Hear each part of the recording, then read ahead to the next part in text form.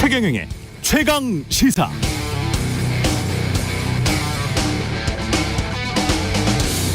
당신이 하는 일이 문제가 아니다. 당신이 하지 않고 남겨두는 일이 문제다. 해질 무렵 당신의 마음을 아프게 하는 일이 그것이다.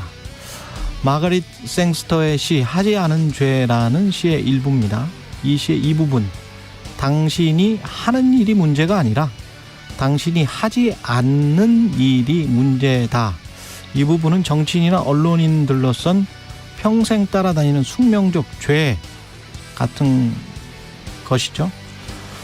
사회적으로 중요한 가치가 있음에도 불구하고 언급을 기피했다거나 인터뷰 때 해야 할 질문이나 답변을 하지 않고 넘어갔다거나 양심상 말해야 할 때 말하지 않았다 또는 덜 할 수밖에 없었다라고 느낄 때 마음이 아리죠. 양심이 있다면 고통스러울 겁니다.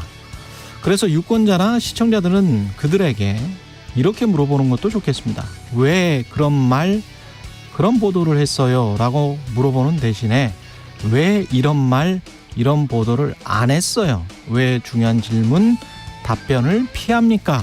라고 한번 물어보시기 바랍니다. 더 아픈 질문이 될 겁니다. 저도 가끔 마음이 아립니다. 네, 안녕하십니까. 9월 8일 세상에 이익이 되는 방송 최경영의 최강시사 출발합니다. 저는 KBS 최경영 기자고요. 최경영의 최강시사 유튜브에서도 실시간 방송합니다. 문자 참여는 짧은 문자 50원, 기본자 100원이 드는 샵 9730, 콩어플 무료고요. 어제 이원욱 의원과 유승민 전 의원 인터뷰에서 언급된 대통령 정당 지지율 조사 개요 말씀을 안 드려서 한국갤럽 자체조사 8월 29일부터 31일까지 조사했고요. 윤석열 대통령 직무수행 긍정평가 33, 정당 지지도 국민의힘 34, 민주당 27%로 조사됐습니다. 자세한 사항은 한국갤럽 홈페이지 참조하시면 되고요. 또 어제 이원욱 의원이 언급한 후쿠시마 오염수 반대 국민여론조사 개요, 환경보건시민센터와 환경운동연합 바다위원회가 리서치뷰에 의뢰해서 8월 29일부터 30일까지 이틀간 조사한 결과 오염수 방류 반대 72.4, 방류 찬성 의견 20.4%였습니다. 자세한 사항은 환경보건시민센터 홈페이지 참조하시면 됩니다. 오늘 최강시사 뉴스 언박싱 확장판 그리고 김재원, 윤거정 의원 차례로 만나보겠습니다.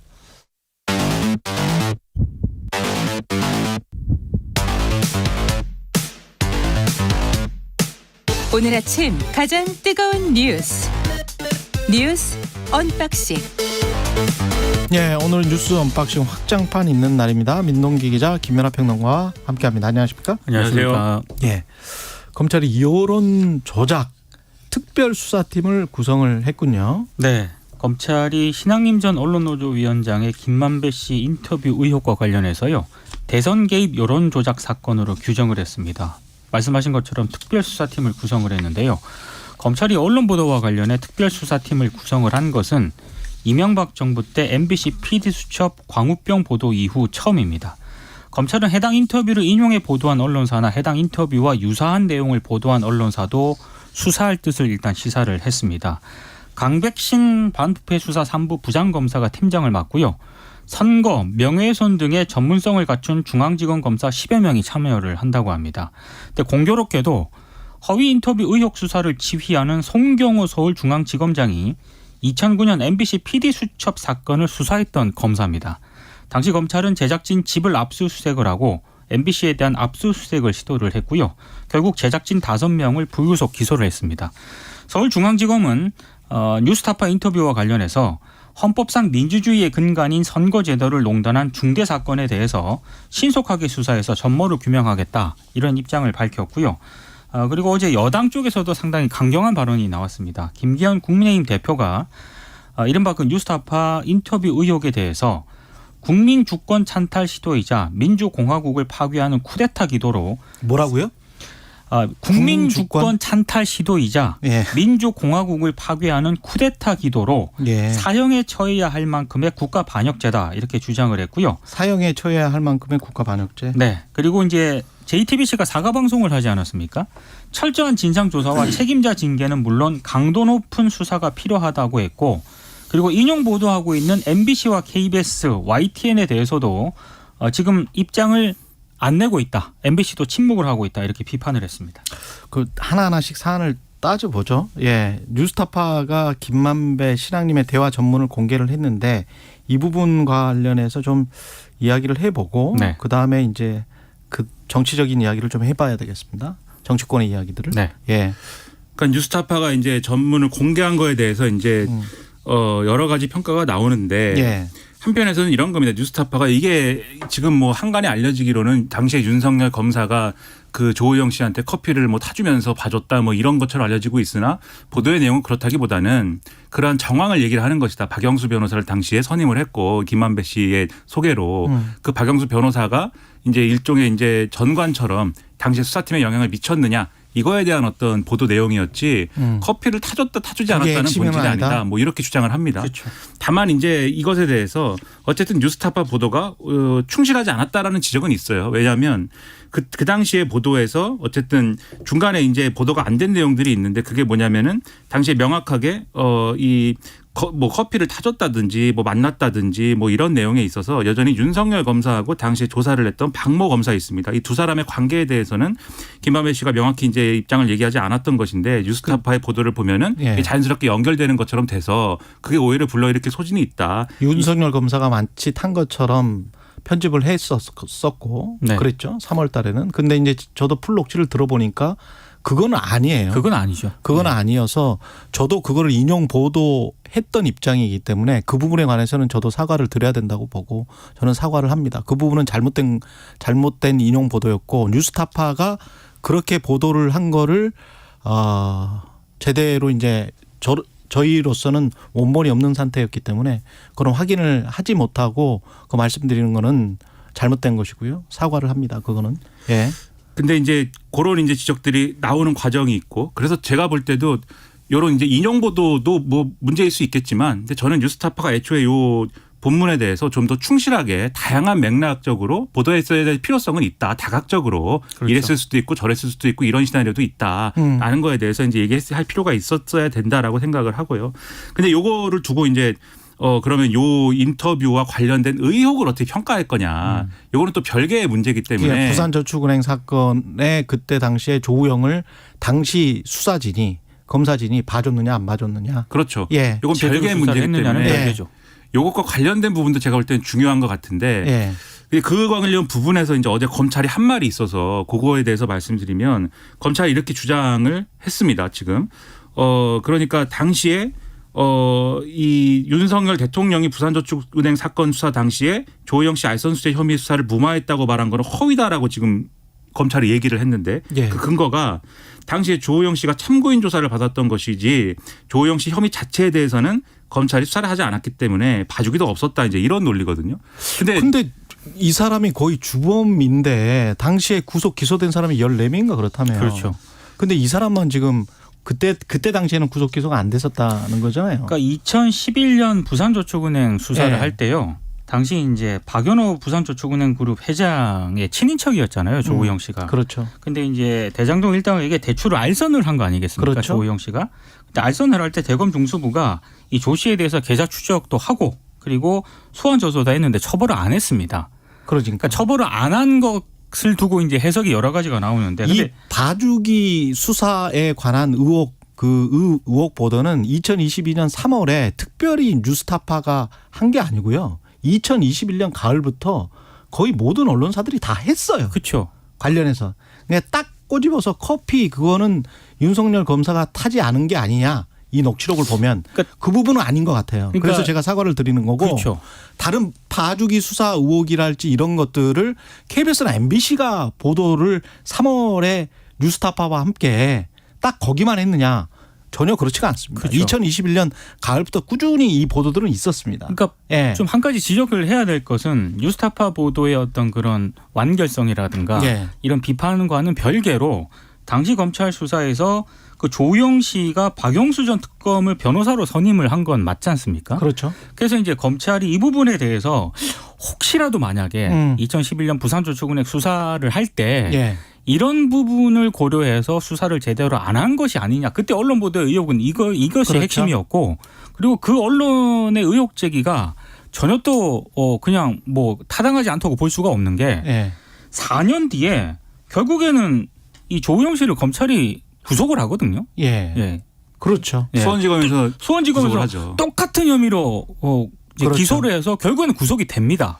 이제 그 4년 뒤에 어떤 그런 수사 결과를 봤을 때 네. 결국에는 그러면 2011년 때 부산저축은행의 어떤 그런 수사가 제대로 된 것인가에 대해서는 언론이 충분히 의혹 제기를 할 수 있는 그리고 부분이죠. 다 기억하시겠습니다마는 김만배 누나가 윤석열 선친의 집을 사준 것이 우연의 일치인가와 가지고도 많은 의혹이 있었지 않습니까? 네. 근데 그런 상황에서의 인용보도 한 부분이 잘못됐기 때문에 전체적으로 민주당을 위해서 KBS, MBC나 뉴스타파가 공작을 벌였다라는 게 지금 여권의 주장이고 사형에 처해야 할 만큼의 국가 반역죄다라는 거잖아요. 김기현 대표는.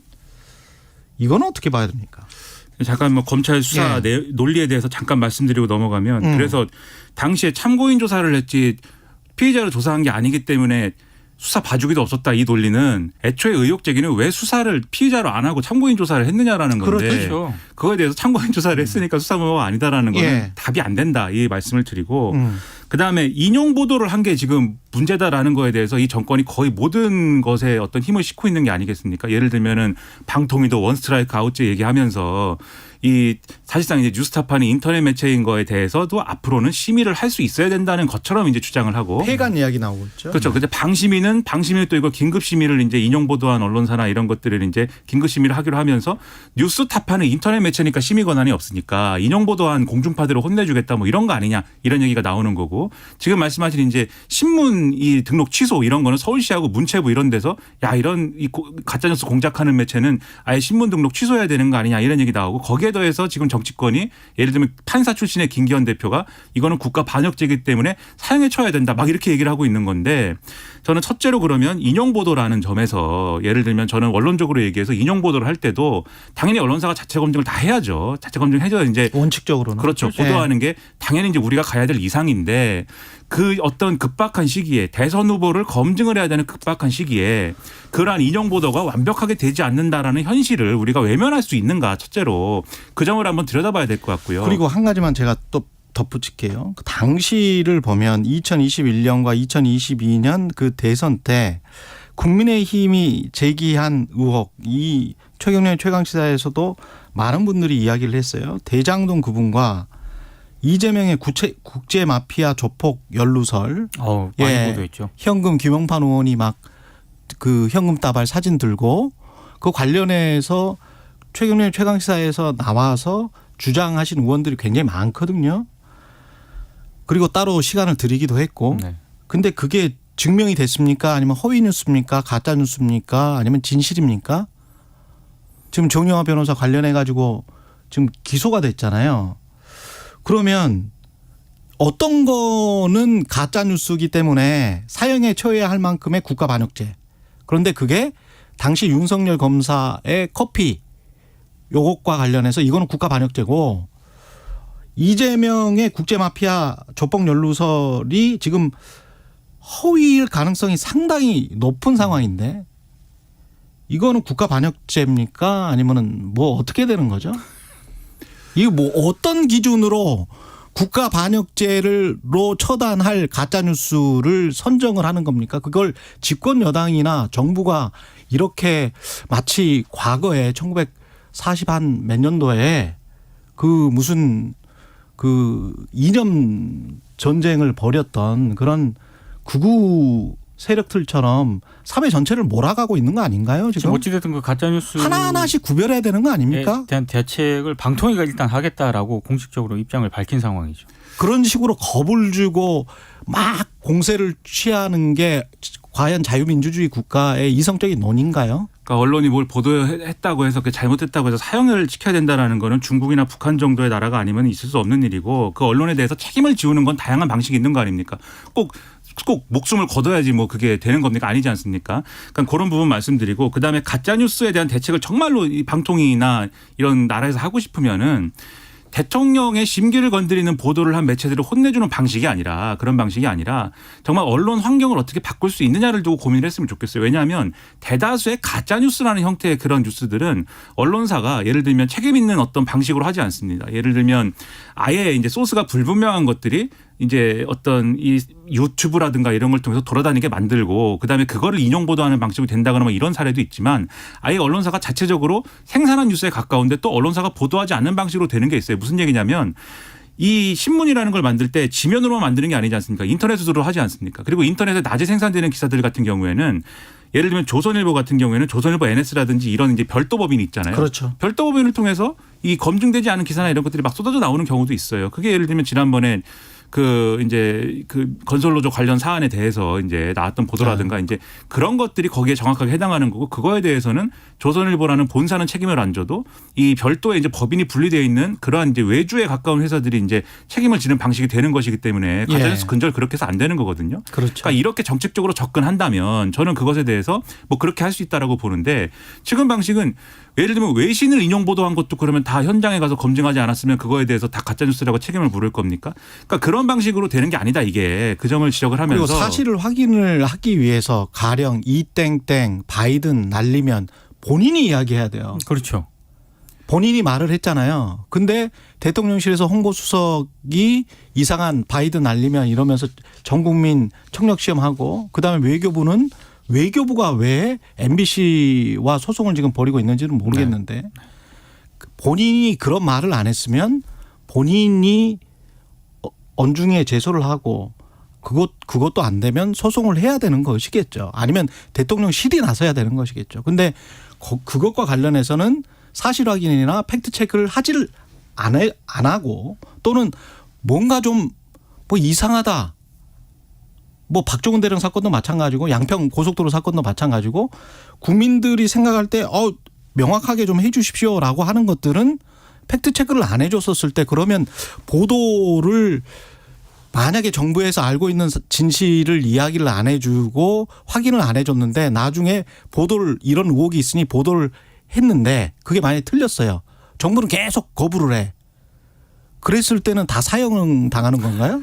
그래서 이제 판사 출신인 김기현 대표 그 말 적절치 않다는 말 다시 한번 드리고 결국 그래서 이런 식으로 정책을 운영을 하면 국민들은 오해를 결국 하게 된다.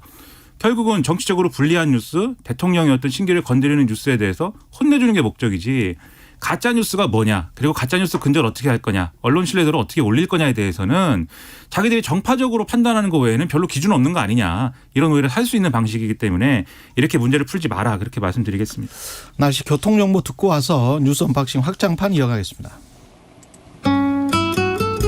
최강시사 출근길 날씨 정보입니다. 금요일입니다. 아직도 30도 안팎의 낮더위가 계속되고 있는데요. 열대야가 많이 없어졌습니다. 서울은 오늘 아침 20도 밑으로 기온이 떨어져 있는데요. 일교차가 그만큼 10도 안팎으로 벌어지고 있습니다. 감기 조심하셔야 되겠습니다. 오늘 낮 최고 기온 서울 춘천 31도, 광주 30도, 대구 강릉 부산 28도 등 주로 서쪽이 더 더운 날이 되겠고요. 내일까지는 뚜렷한 비 소식이 대부분 없습니다. 다만 오늘 아침까지 강원 산지에 가시거리 200m 미만의 짙은 안개가 끼는 곳이 있겠습니다. 또 빗방울이 약간은 일부 경상권 해안 쪽으로 아침까지 떨어질 전망이고요. 내일까지 맑은 가운데 오늘은 강원 영동과 경상권 제주에는 구름량이 좀 많겠습니다. 대기질 청정하겠고요. 오늘 오후에 중서부 지역의 오존 농도 일시 나쁨 상태 들겠습니다. 현재 서울 기온은 20도입니다. 최경영의 최강시사 출근길 날씨 정보 최영우였습니다. 계속해서 이 시각 교통 상황은 KBS 교통정보센터에서 전해드립니다. 김민희 씨입니다. 네, 상습 정체 구간 중심으로 출근 정체가 늘고 있습니다. 서울시내 올림픽대로 하남 쪽으로 성산대교 부근 4차로에서는 사고가 났는데요. 행주대교부터 정체 매우 심해졌습니다. 더 가서도 여의도 일대와 다시 반포대교부터 성수대교까지 정체입니다. 같은 방면 강변북로에서는 행주대교부터 동작대교까지 정체되면서 이 구간 지나는 데만 1시간이 넘게 걸리고 있습니다. 영동고속도로에서는 강릉 쪽으로 서창분기점에서 월곡분기점 사이 사이와 반월 터널에서 둔대 분기점 부근, 또 용인에서 양지 터널 사이로 교통량 빠르게 늘었습니다. 그 밖에 상주 영천고속도로 영천 쪽으로 동군이 부근에는 새벽부터 2차로와 갓길을 막고 고장난 화물차를 처리하고 있습니다.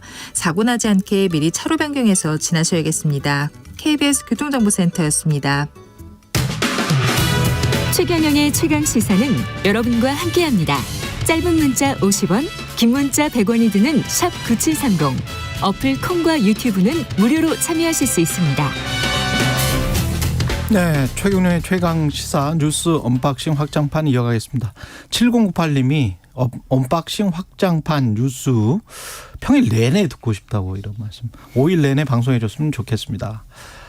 감사합니다. 예, 윤석열 대통령은 안보리 상임이사국 제재를 지킬 책임이 있다. 그리고 중국과 별도 회담을 하겠다는 거죠. 그러니까 리창 중국 총리와 인도네시아 자카르타에서 만났거든요. 예. 만나서 한일중 정상회담이 빠른 시일 내에 한국에서 이루어질 수 있도록 협조를 해달라라고 당부를 했고요. 리 총리가 적극 호응하겠다라고 답을 했습니다. 그래서 한중일 정상회담이 연내에 개최되는 것 아니냐 이제 이런 전망이 나오고 있는데요. 사실 한중 간 최고위급 인사회담이 이루어진 게 10개월 만입니다. 51분 정도 리 총리하고 만나서 양국 현안과 협력 방안을 논의를 했고요. 만약에 한중일 정상회의가 성사가 되면 윤석열 대통령은 지난해 11월 인도네시아 발리에서 G20 정상회의 때 그때 이제 시진핑 주석을 만났었거든요. 그러니까 두 번째로 이제 만나게 될 가능성이 있습니다. 그리고 지금 방금 아까 말씀하신 것처럼 윤석열 대통령이 북핵은 우리에게는 실존의 문제다. 북핵이 해결되지 않으면 한미일 협력 체계는 더욱 공고해질 수밖에 없다. 이렇게 얘기를 했고 중국이 안보리 상임이사국으로서의 책임과 역할을 다해달라. 북한이 한중관계 발전에 걸림돌이 되지 않도록 협력을 하자. 이렇게 얘기를 했고요. 중국에 향하는 메시지입니다. 그렇습니다. 예. 여기에 대해서 리 총리가 한중은 가까운 이웃이다. 먼 친척보다 더 가까운 이웃이 협력하고 잘 지내면 훨씬 소중하고 가치 있는 관계가 될 것이다 라고 답을 했습니다. 네, 리 총리가 회담에서 한미일 밀착 행보와 관련해서는 직접적인 반응은 일단 내놓지 않았습니다. 그러니까 윤 대통령이 요청한 북한 문제와 관련해서도 구체적인 답은 내놓지 않았는데요. 일단 언론들의 해석을 보니까 한중 관계 개선 의지를 확인하는 데 좀 방점을 둔 것 같고 예민한 이슈는 일단 언급하지 않은 것 같다. 이렇게 풀이를 하고 있습니다. 일단 만난 게 좋은 것 같습니다. 그렇습니다. 예. 그렇죠. 어제도 말씀드렸듯이 우리 정부도 이제 고민이 있을 수밖에 없는 거여서 예를 들면 전날에 이제 아세안 플러스 3 정상회의에서도 얘기를 했습니다. 한일 관계 개선을 통해서 한미일 삼국 협력을 한 것처럼 한일 중 3국의 협력을 활성화하는 게 이제 어떤 아세안 플러스 3 협력의 새로운 도약을 위한 발판이 될 거다. 이런 언급도 나왔고 해서 뭔가 관계 개선을 모색을 하는 건데 다만 이 논리가 이제 지금 오늘 이제 우리가 다룬 이 논리는 전제 조건이 있는 거잖아요. 북핵에 대해서 중국이 책임 있는 역할을 해야 그렇죠. 또 이런 이제 협력이 이루어진다라는 건데 그 문제하고 또 경제적인 협력이나 이런 건 좀 분리할 필요가 있지 않을까라는 게 제 생각이고 왜냐하면은 그 쉽지 않을 것이기 때문에 이게 사실은 이명박 정권 박근혜 정권 때도 중국에 대한 이제 접근법 중에 하나가 북핵에 대해서 일정 정도 역할을 해달라는 걸 전제로 접근하는 게 있었습니다. 근데 그때도 사실은 그렇다고 해서 북한이 뭐 중국의 말을 다 듣는 것도 아니고 어려운 부분이 있거든요, 분명히. 그래서 이걸 전제로 다 해버리면 이제 어려울 수 있다 이런 말씀드리고 또 하나 난관이 될 수 있는 게 북한하고 러시아 관계가 지금 계속 이제 가까워지고 있기 때문에 이게 문제예요. 오늘도 보니까 노동신문이 그 주장을 했더라고요. 지금 전술 핵 공격 잠수함을 건조를 했다. 이거 공개를 했는데 그렇지 않아도 최근에 이제 그 우려가 있었습니다. 이 전술핵 잠수함이라는 거는 SLBM을 발사할 수 있는 수중에서 이 잠수함이기 때문에 요거를 북한이 거의 이제 완성을 한 것 같다. 그들의 주장에 따르면. 그렇죠. 예. 그래서 요거를 우리가 정보를 이제 찾아보면은 이 건조하고 있는 과정이나 이런 것들이 잡힌 게 있어서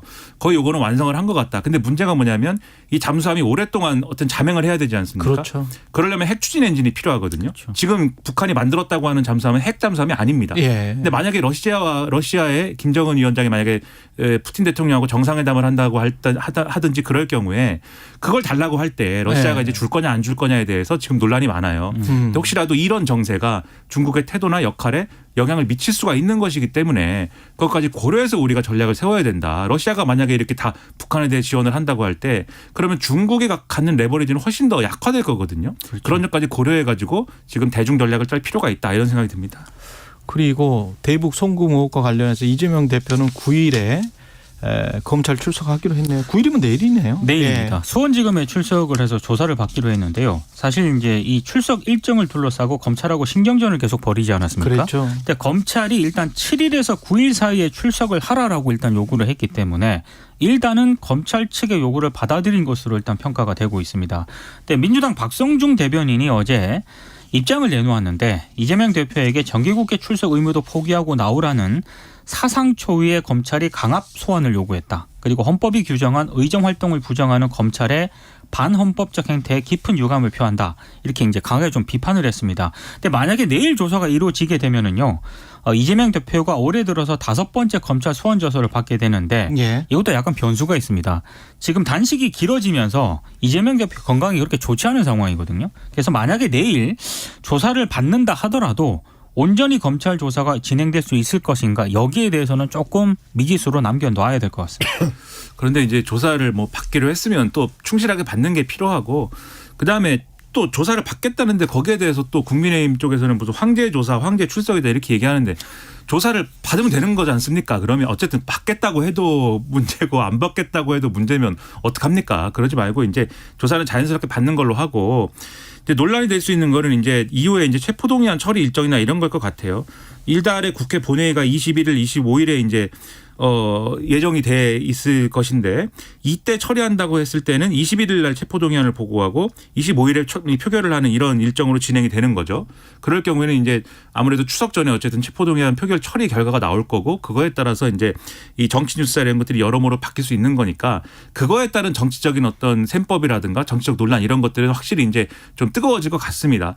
다만 이제 조사는 조사대로 받는 것이기 때문에 조사에 대해서 이제 이러쿵저러쿵 얘기할 필요는 없는 것 같고 그다음에 이재명 대표의 단식 일정도 결국 이제 중단할 이제 어떤 모멘텀이나 이런 걸 찾지 못하면 병원에 가는 것밖에 없지 않습니까? 결과는 그거에 대해서도 뭐 계속 정치권이 뭐 이러쿵저러쿵 할 필요는 전혀 없지 않을까 그렇게 생각을 합니다. 그리고 이화영 전 부지사가 대북 성공 관련해서 검찰 때문에 허위 진술했다. 뭐 이런 요지입니까? 네, 예. 자신의 변호인으로 선임된 김광미 변호사를 통해서 자신의 입장문을 자필 진술서를 공개를 했는데요. 예. 이재명 대표와 관련해서 검찰에서 진술한 검찰 신문 조서는 인바 자발성이 없는 상태에서 진술했기 때문에 사실이 아니다. 그리고 거듭 밝히지만 이화영과 경기도는 쌍방울의 김성태 등에게 스마트팜 비용뿐만 아니라 이재명 지사의 방북 비용을 요청한 적이 결코 없다. 이렇게 입장을 밝혔고요. 그동안 이 검찰 신문조서에 담긴 자신의 진술이 올해 1월 김성태 전 회장이 검찰에 체포된 다음에 8개월 이상 검찰로부터 집요한 수사를 받는 과정에서 나온 것이다. 이런 내용도 포함이 됐고 그리고 이 검찰로부터 지속적인 압박을 받으면서 이재명 지사가 관련된 것처럼 일부 허위 진술을 했고 이건 양심에 어긋난 행위로서 진심으로 후회하고 있다. 이런 부분도 포함이 됐습니다.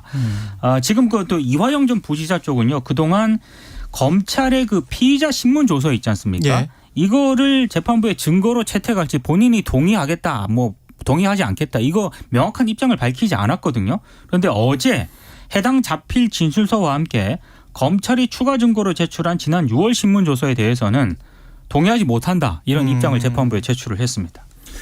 그러니까 증거로는 이제 못 채택되네. 그렇습니다. 그죠? 그러니까 이화영 전 부지사 관련 수사와 재판이 왜 이렇게 우왕좌왕하고 이분 진술이 왜 이렇게 왔다 갔다 하고 몇 번씩 뒤집히고 이러는지를 모르겠습니다. 그래서 이화영 전 부지사가 검찰에 의해서 어떤 외압이 있었거나 그런 것이 확실히 맞는지 이런 것들도 이제 검찰이 아니면 나중에라도 수사를 해봐야 될 필요성이 있다고 생각이 되고요. 검찰이 진술에만 의존하지 말고 증거를 찾아내는 게 그러니까 무엇보다 중요한 것 같아요. 재판 공판에서 예. 그 진행을 좀 봐야 될 것 같습니다. 그렇습니다. 그렇기도 한데 검찰은 근데 이걸 또 이 일종의 이제 사법방해다 이렇게 보고 있는 거지 않습니까? 그래서 사법방해다. 지금 그렇습니다. 지금 이제 이재명 대표에 대한 예를 들면 구속영장을 작성한다라고 하면 예. 이 문제까지 예를 들면은 이게 경기도 문건이 뭐 재판 이 경기도 문건이 유출이 된다든지 재판 조서가 유출이 됐다든지 이런 문제가 있잖아요 지금 그런 문제까지 다 엮어서 사법 방해 혐의를 영장에 적시하겠다 뭐 이렇게까지도 언론에 설명을 하고 있는데 글쎄요 그런 혐의나 이런 것들이 실제 재판에서 어떻게 다뤄질지에 대해서도 앞으로 예. 주목해야 될 필요가 있다 이렇게 보입니다. 수원지검의 입장문은 이런 거네요. 검찰은 이 전 부지사의 진술만으로 범죄 혐의를 단정하지 않았다. 수많은 인적, 물적 증거를 확보해 수사하고 있다. 예. 그렇다는 검찰의 주장이고요. 태영호 의원이 이재명 단식 단식장 이재명 대표의 단식장에는 왜 갔어요? 그러니까 지난 6일 대정부 질문 때요. 예. 일부 민주당 의원이 자신에게 뭐 쓰레기, 빨갱이라고 얘기를 했는데 여기에 대해서 항의하는 그런 차원입니다. 그러니까 어제 이제 이런 얘기를 하더라고요. 웬만해서는 그냥 넘어가겠는데 예. 뭐 빨갱이라는 단어라든가 북한에서 온 쓰레기 이런 말을 예. 국회 본회의 대정부 질의장에서 할 수 있느냐 이렇게 따졌습니다. 어제 이제 그 윤호중 의원 같은 경우에는 박강원 원내대표도 있으니까 거기 가서 말씀을 하시고 그냥 인사만 하시라라고 얘기를 했었는데 태용호 의원 같은 경우는 이제 이재명 대표가 결정할 사안이다. 그래서 자신에게 이제 쓰레기라고 외친 박용순 의원은 가만두면 안 된다. 당에서도 출당을 시키고 국회의원직도 책임지고 박탈시켜야 한다. 이렇게 얘기를 했습니다. 그러니까 또 주변에 또 이재명 대표 지지자들도 있었거든요. 예. 그래서 뭐 항의도 하고 고성도 나오고 일부 민주당 의원들은 또 여기서 얘기할 게 아니지 않느냐 뭐 약간 소란이 있었는데 아무튼 뭐 박성중 민주당 대변인이 서면 브리핑을 통해서 야당 대표 단식장까지 찾아와서 행패를 부린 태 의원은 무례배냐라고 사과를 또 요구를 하기도 했는데 태용호 의원이 지난 6일 대정부 질문에서 이런 얘기를 했습니다. 북한 인권 문제만 나오면 입을 닫고 숨어버리는 민주당은 민주라는 이름을 달 자격도 없는 정당이다. 이런 것이 바로 공산 전체주의에 맹종하는 것이다. 이렇게 또 발언을 하기도 했습니다. 저는 요즘에 정치 뉴스를 얘기를 하면 이걸 뭐 이게 뉴스냐 싶은 이걸 어떻게 얘기를 해야 될까. 우리가 저도 전해드리면서도 좀 송구합니다. 우리가 동네 친구하고 싸워도 이렇게 안 싸웁니다. 근데 저는 그럼에도 불구하고 뉴스를 진지하게 또 다뤄야 되기 때문에 말씀을 드리면 일단 이 민주당에서 태용호 의원의 어떤 발언이나 이런 걸 비판할 수 있지만 이분의 탈북 이력이라든가 이런 것들이 빌미로한 어떤 그런 비난이나 이런 것들은 하지 말았으면 좋겠습니다. 어쨌든 이분 입장에서는 나름대로는 생명을 걸고 어쨌든 남쪽으로 넘어온 거지 않습니까? 그러면 그거에 대해서는 그러한 선택에 대해서는 존중을 할 필요가 있는 거고 그게 문제라는 식으로 얘기할 필요가 전혀 없는 거지 않습니까? 그러니까 그런 비난을 하지 말고 근데 태용호 의원도 사실 민주당을 향해서 공산 전체주의를 맹종한다든지 이런 레토릭은 우리 사회 색깔론이라든가 레드 컴플렉스라든가 그렇죠. 이런 걸 자극하는 방식이거든요. 민주당 전체가 공산 전체주의 세력을 맹종한대요. 그런 주장을 한 거지 않습니까? 그런 지금. 주장을 한 거죠 국회에서. 그러니까는 태용호 의원도 사실 그 아픔을 누구보다도 잘 알 수 있는 입장에 있다면 이런 말을 하지 않는 것이 좋다고 생각하고요. 또 이재명 대표가 단식을 하고 있는데 거기 굳이 가가지고 이렇게 얘기하는 게 뭐 해결의 방식도 아니지 않습니까? 오히려 국회의원으로서 그러한 이제 어떤 자신에게 부적절한 국회의원에 대해서 얼마든지 정론관이나 이런 데 기자회견을 통해서 사과 요구할 수 있는 것이고 국회의원들의 어떤 방식으로 풀 수 있는 문제가 있는 건데 단식을 하고 있는 야당 대표를 찾아가서 이 문제가 풀립니까? 풀리지 않지 않습니까? 그렇죠. 그러니까 이런 얘기를 한 거에 대한 배경이나 이런 거에 대한 억측만 나오기 때문에 이런 방식으로 문제를 풀지 말아야 된다는 거고요. 그다음에 이재명 대표가 여기 단식을 하고 있지 않습니까? 근데 태용호 의원이 왔으면은 항의를 하겠다고 왔으면은 저는 얘기를 들어주는 것도 필요하다라고 생각을 합니다. 그래서 이재명 대표가 다른 의원들이 말리는데 굳이 태용호 의원 들어와라 이렇게 얘기한 건 잘했다고 보는데 근데 그렇게 했으면은 좀 옆에 앉혀놓고 어깨라도 다독이면서 우리가 상처를 준 측면도 있지만 또 그렇게 얘기해서는 안 되는 거 아니냐 이러면서 좀 달래는 모습이 필요했는데 또 이재명 대표 여기서 또 막 비아냥대고 이랬거든요. 태용호 의원이 예를 들면은 뭐 이렇게 온 거에 대해서 처음에는 얘기를 들어주는 듯 했지만 앞에 나가서 또 막 이렇게 주장을 하고 하니까 뭐 저렇게 해서라도 살아남고 싶은가 보다 뭐 이런 얘기하고 이랬습니다. 근데 그건 또 지도자로서의 어떤 지도자감으로서의 태도는 아니다 그런 게 국민들이 볼 때는 이재명 대표의 발언도 너무 가벼웠던 거 아니냐 이런 평가를 할 것 같아서 전반적으로 이런 뉴스 얘기하면 그럼 결론적으로 잘한 사람이 아무도 없지 않습니까? 그러니까 이런 모습보다는 잘하는 모습을 좀 보여주는 그런 정치 뉴스를 정치권이 만들었으면 좋겠다. 그런 생각을 했습니다. 근데 우리나라 국민 중에 공산 전체주의 세력이 얼마나 있는지 모르겠습니다만 대통령의 반국가 세력 무슨 뭐 공산 전체주의 세력 이런 발언이 나온 뒤부터 자꾸 이러는 것 같은데 이걸 좀 생각을 했으면 좋겠어요. 제가 그 기자 처음 시작했을 때 KBS에서 그 보도를 하는데 김대중 대통령 관련해서 사상공세를 굉장히 많이 했거든요. 그때 그랬죠. 예. 90년대 말이었는데 네. 그때 김대중 대통령 다 빨갱이라고 공산주의자라고 믿는 국민들이 아마 절반 정도 됐을 겁니다. 절반 정도는 됐을 것 같아요. 그 97년 대선 그때. 그리고 그걸 실제로 KBS MBC에서 방송을 했어요.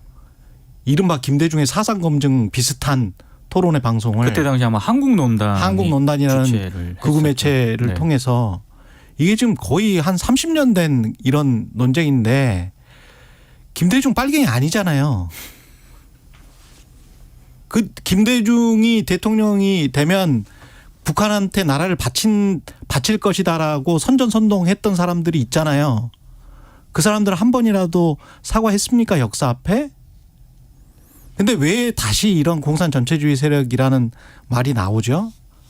무엇을 위해서 우리나라의 공산주의자들이 누가 왜 지금 MZ세대가 공산주의자겠어요? 그리고 누가 도대체 공산주의자예요? 누가? 남과 북에 있어서 체제 경쟁은 이미 끝난 거 아닙니까? 그리고 제가 볼 때 많은 국민들이 이런 주장들을 어떤 정치적인 프레임이고 정치적인 어떤 레토릭으로 보지 진짜 이게 뭐 공산주의 세력이 뭐 우리나라의 다수당을 점하고 있다거나 이렇게 받아들이지 않을 거라고 보고요. 밥 먹고 살기도 힘들고 경쟁하기도 힘든데 뭐라는 건지 모르겠습니다. 그리고 그 당시에서 우리가 또 예. 주목해야 될 게 뭐냐면 김대중 전 대통령이 거기에 대해서 반응하는 방식이에요. 굉장히 조리 있게 굉장히 합리적으로 그렇죠. 굉장히 논리적으로 논리적으로 이성적으로 했죠. 다 설명했습니다. 그거 인터넷에 유튜브에 검색하면 그 당시에 토론 영상이 나옵니다. 그런 방식으로 얼마든지 또 반론하고 반박하면 국민들이 다 이해하고 그것에 대해서 납득하는 것이기 때문에 이렇게 뭐 서로 고성질러 가면서 할 문제도 아니다. 사실 정확하게 이 문제를 논파하는 것이 필요하다 이렇게 말씀드리겠습니다. 예, 지금까지 민동기 기자 김민아 평론가였습니다. 고맙습니다. 고맙습니다.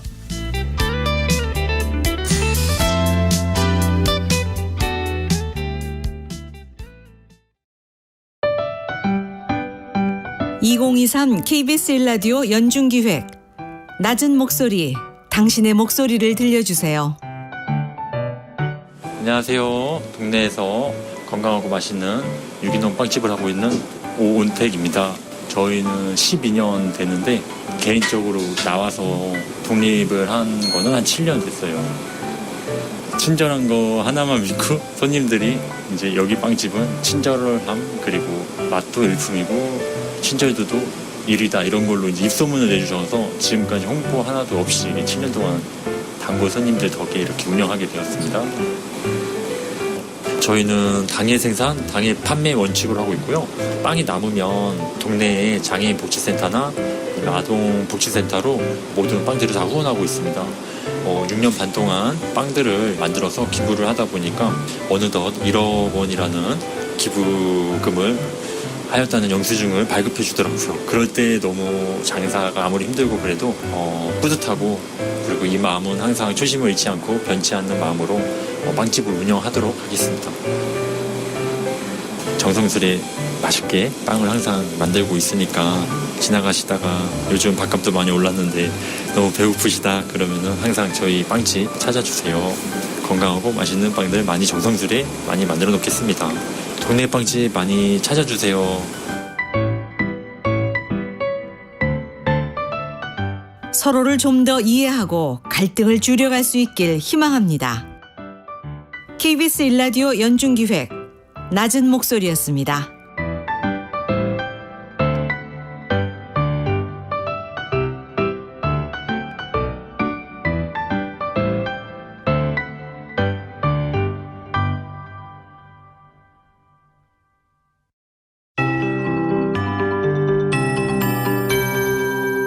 KBS 58분 날씨.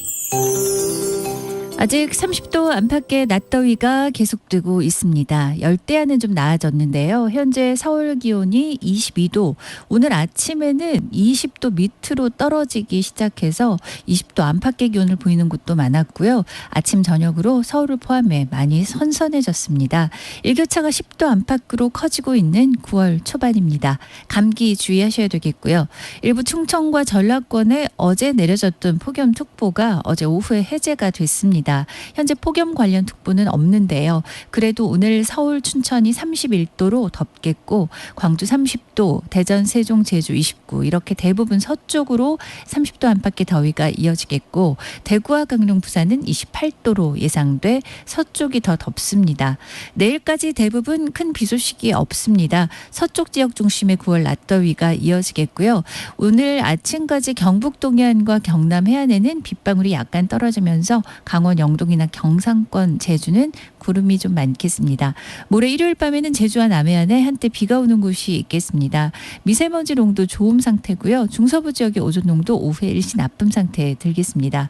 오늘 아침까지 강원 산지에 가시거리 200m 미만의 짙은 안개 주의하시기 바랍니다.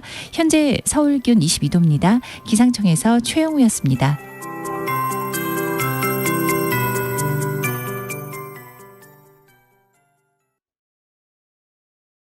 정성을 다하는 국민의 방송 KBS가 8시를 알려드립니다.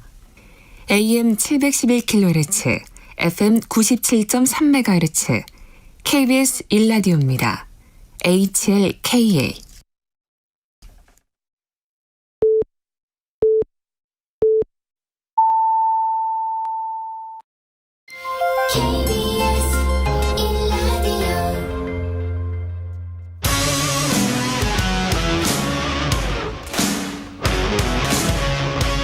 오늘 하루 이슈의 중심 최경영의 최강 시사.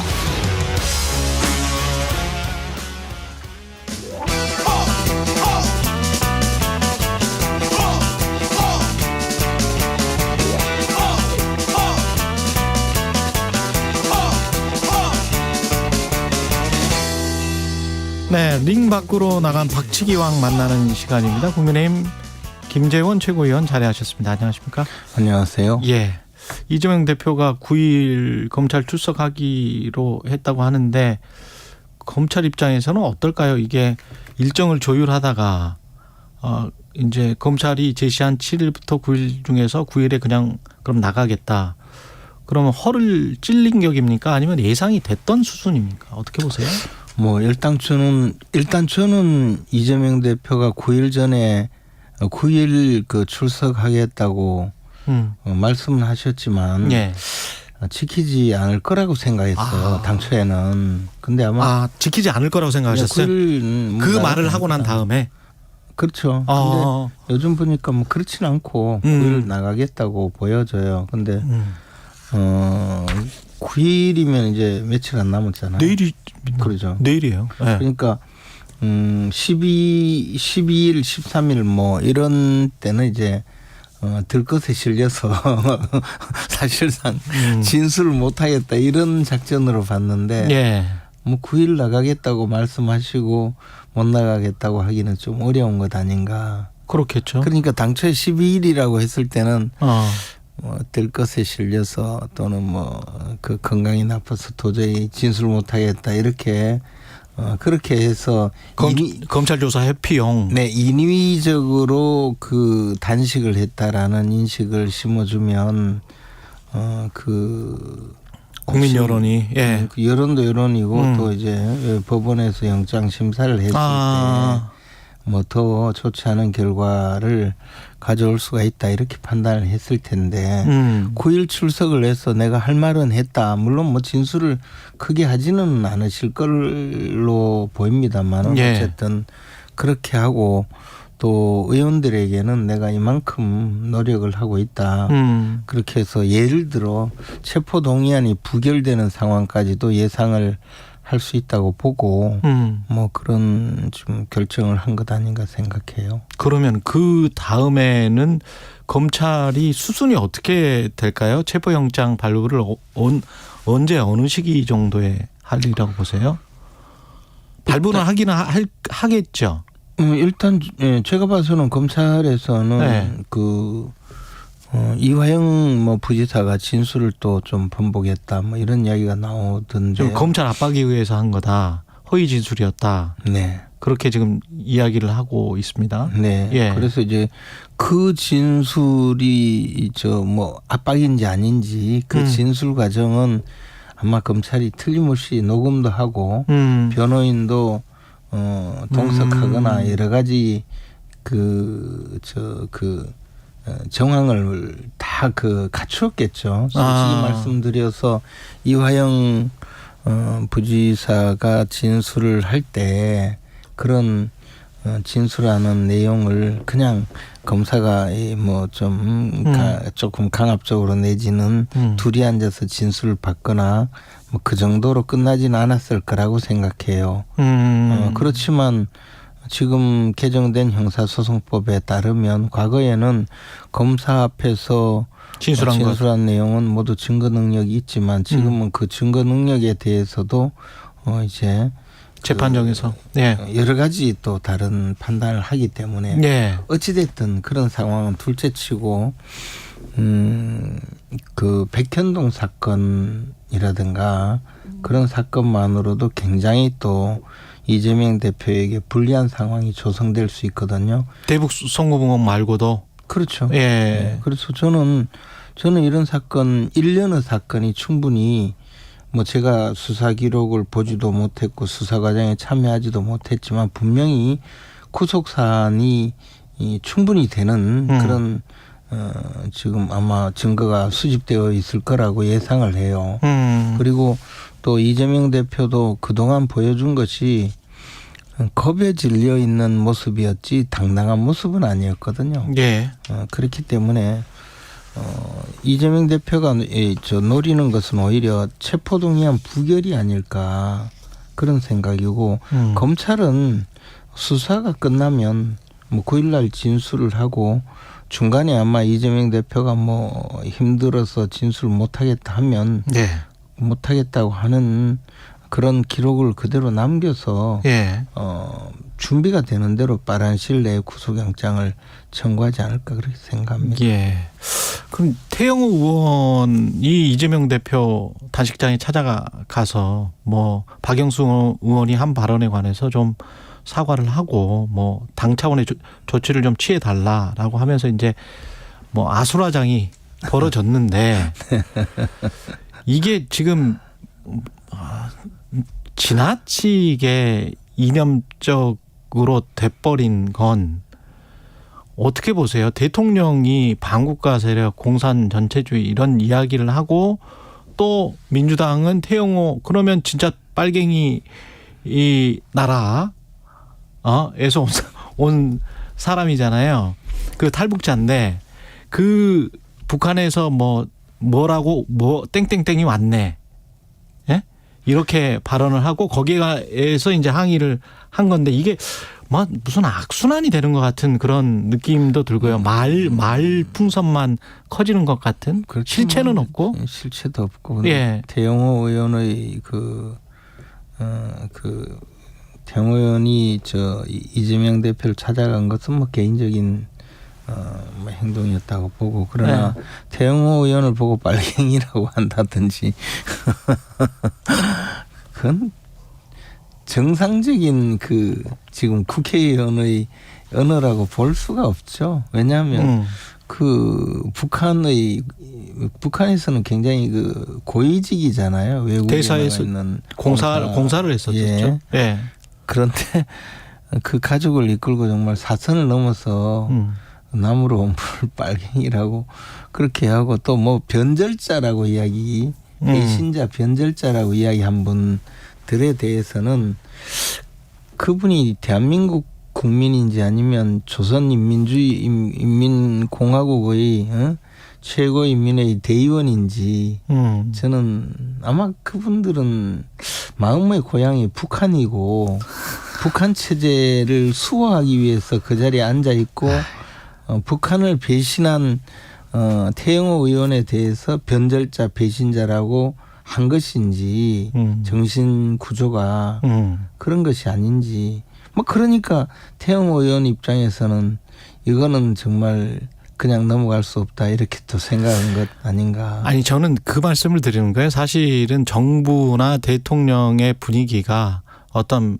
과거 미국의 1950년대 메카시즘 비슷하게 지금 흘러가는 것에 관한 반작용이 나타나고 있는 것이 아닌가. 그렇다고 대통령은 좀 강하게 이념의 중요성을 이야기했죠. 근데 대통령께서 사실 집권하고 얼마 안 돼서 터진 사건 중에 굉장히 좀 마음의 영향을 받은 사건이 국내에 민주노총 지도부까지 간첩단이 침투해 있다. 뭐 그런 데 대해서 굉장히 좀 영향을 받은 것 같아요. 그거는 팩트입니까?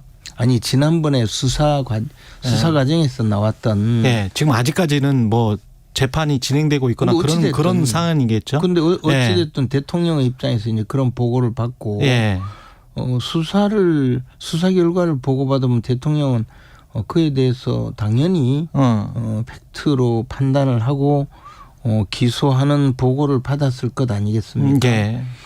그런 대통령의 입장에서 뭐 그런 사건요. 과거에 보면 또 국내의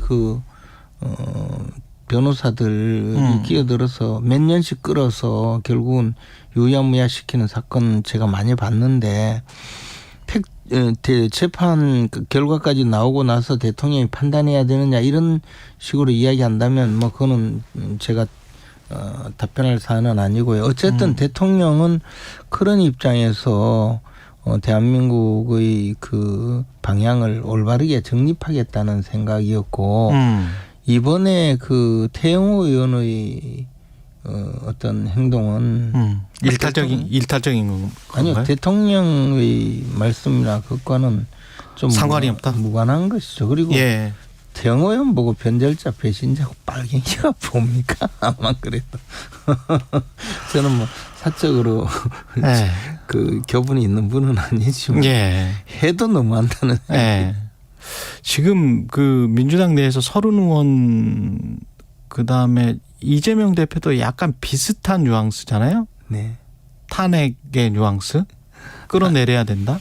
근데 뭐 서른 의원은 늘 이재명 대표 구속된다고 하더니 요즘 이제 조금 또 이재명 대표가 이러다가 어떻게 끝까지 가나 싶어서 그러는지는 잘 모르겠고 또 이재명 대표도 탄핵을 하자고 직접 뭐 말씀하신 것은 아니라고. 다만 이러다가 뭐 이게 뭐 탄핵의 사유 아니냐는 이야기를 한 것 같은데. 국민 민목에 반하면 끌어내려야 한다. 근데 빨리 끌어내리고 교도소 보내야 될 분은 이재명 대표 같은데 저는.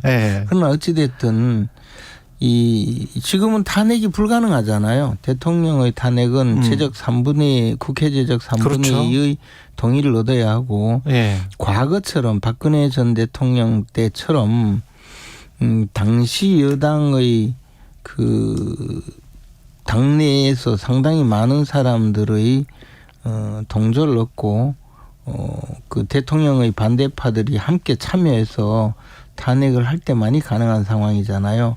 현재 의석 구조로 보면. 그럼 탄핵은 애당초 불가능해요. 근데 탄핵이라는 이야기를 최근에 자꾸 하고 이상민 장관에 대해서 탄핵도 해보고 뭐 여러 가지 한 것 자체가 저는 민주당이 탄핵에 너무 그 탄핵의 추억에 너무 빠져 있는 것 아닌가. 탄핵을 통해서 박근혜 정권을 몰락시킨 그 과거의 영광, 그 시대의 영광에 빠져서 지금 뭐 조금만 자신들에게 그 할 만한 그 이야기할 만한 거리만 생기면 탄핵하고 있는 것 아닌가라는 생각이 들어요. 마치 몰락한 왕조의 후예가 나 옛날에 그래도 전하 소리 들었어. 뭐 그런 이야기 있잖아요. 그렇게 하듯이 그거는요. 꿈속에서 해야 될 이야기고 현실의 이야기는 아니죠.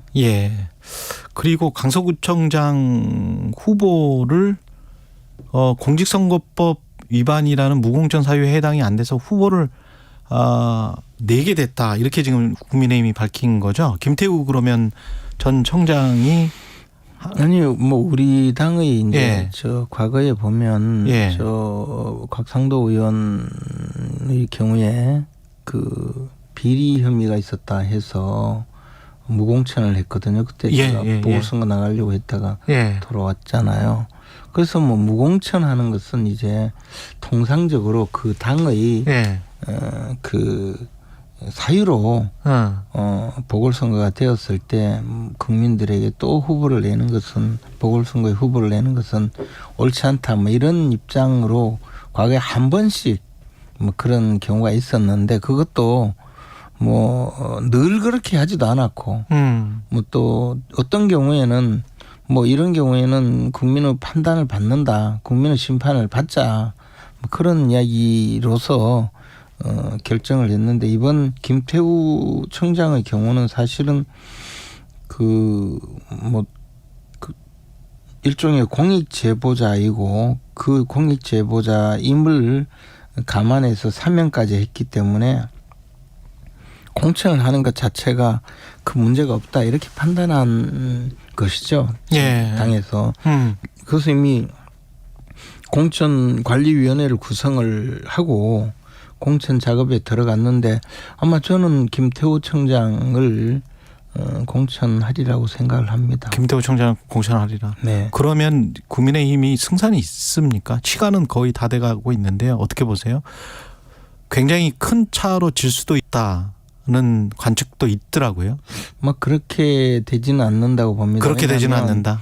왜냐하면 지금 현재 사실은 네. 그 지역의 당협위원장, 우리 당 당협위원장까지 후보로 같이 뛰고 있기 때문에 표가 분산된 효과도 있고 예. 또 하나는 그동안은 여러 가지 사정이 있어서 그런데 예. 막상 선거에 들어가면 1대1 구도가 되면 상당히 1대1 구도로서 또 그 과정에 선거가 얼마 남지 않았는데 이재명 대표도 중요한 역할을 또 해서 민주당의 인기 저하에 한 몫을 해주실 수도 있고 그러지 않을까. 그래서 저는 박빙으로 갈 가능성이 있다고 봅니다. 박빙으로 갈 가능성이 있다. 네. 김재원 국민의힘 최고위원이었습니다. 고맙습니다. 고맙습니다.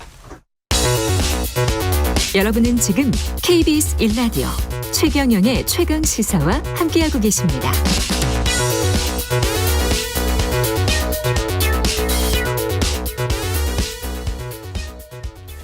네, 박민식 보훈부 장관이 문재인 전 대통령을 소환했죠. 백선엽 장군이 친일파면 문 전 대통령 부친도 친일파다. 친일파냐 이런 이야기인데 전 대통령은 문재인 전 대통령은 법적 조치를 예고했습니다. 자세한 이야기를 윤건영 민주당 의원과 나눠보겠습니다. 안녕하십니까? 안녕하세요. 구로울의 윤건영입니다. 예, 구로울이시군요. 네. 예.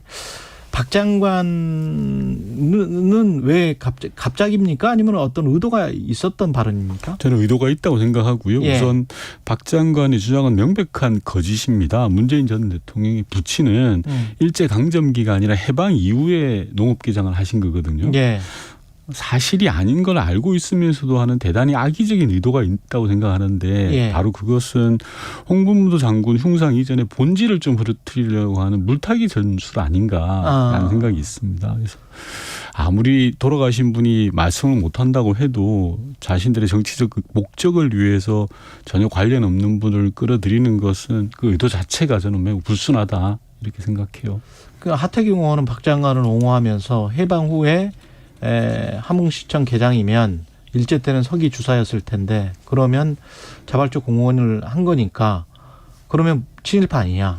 하태경 의원 주장도 예. 전혀 근거가 없습니다. 나무위키 같은 데 나오는 이야기일 뿐인 거고요. 예. 근거를 제시하지 못하고 있습니다. 저는 박민식 의원의 주장, 즉 거짓 주장이 법원에서 경종을 울려줄 거라고 생각을 합니다. 최근에 노무현 전 대통령에 대해서 부부싸움 자살 운운했던 정진석 의원이 1심에서 유죄 선고를 받았거든요. 예. 그런 거 보면 법원이 판단을 내릴 거라고 생각합니다. 이거는 확실히 고발을 이미 했죠? 아닙니다. 아직 안 했고요. 예. 지금 서류 작업 중이고 예. 최대한 빨리 고발할 예정입니다.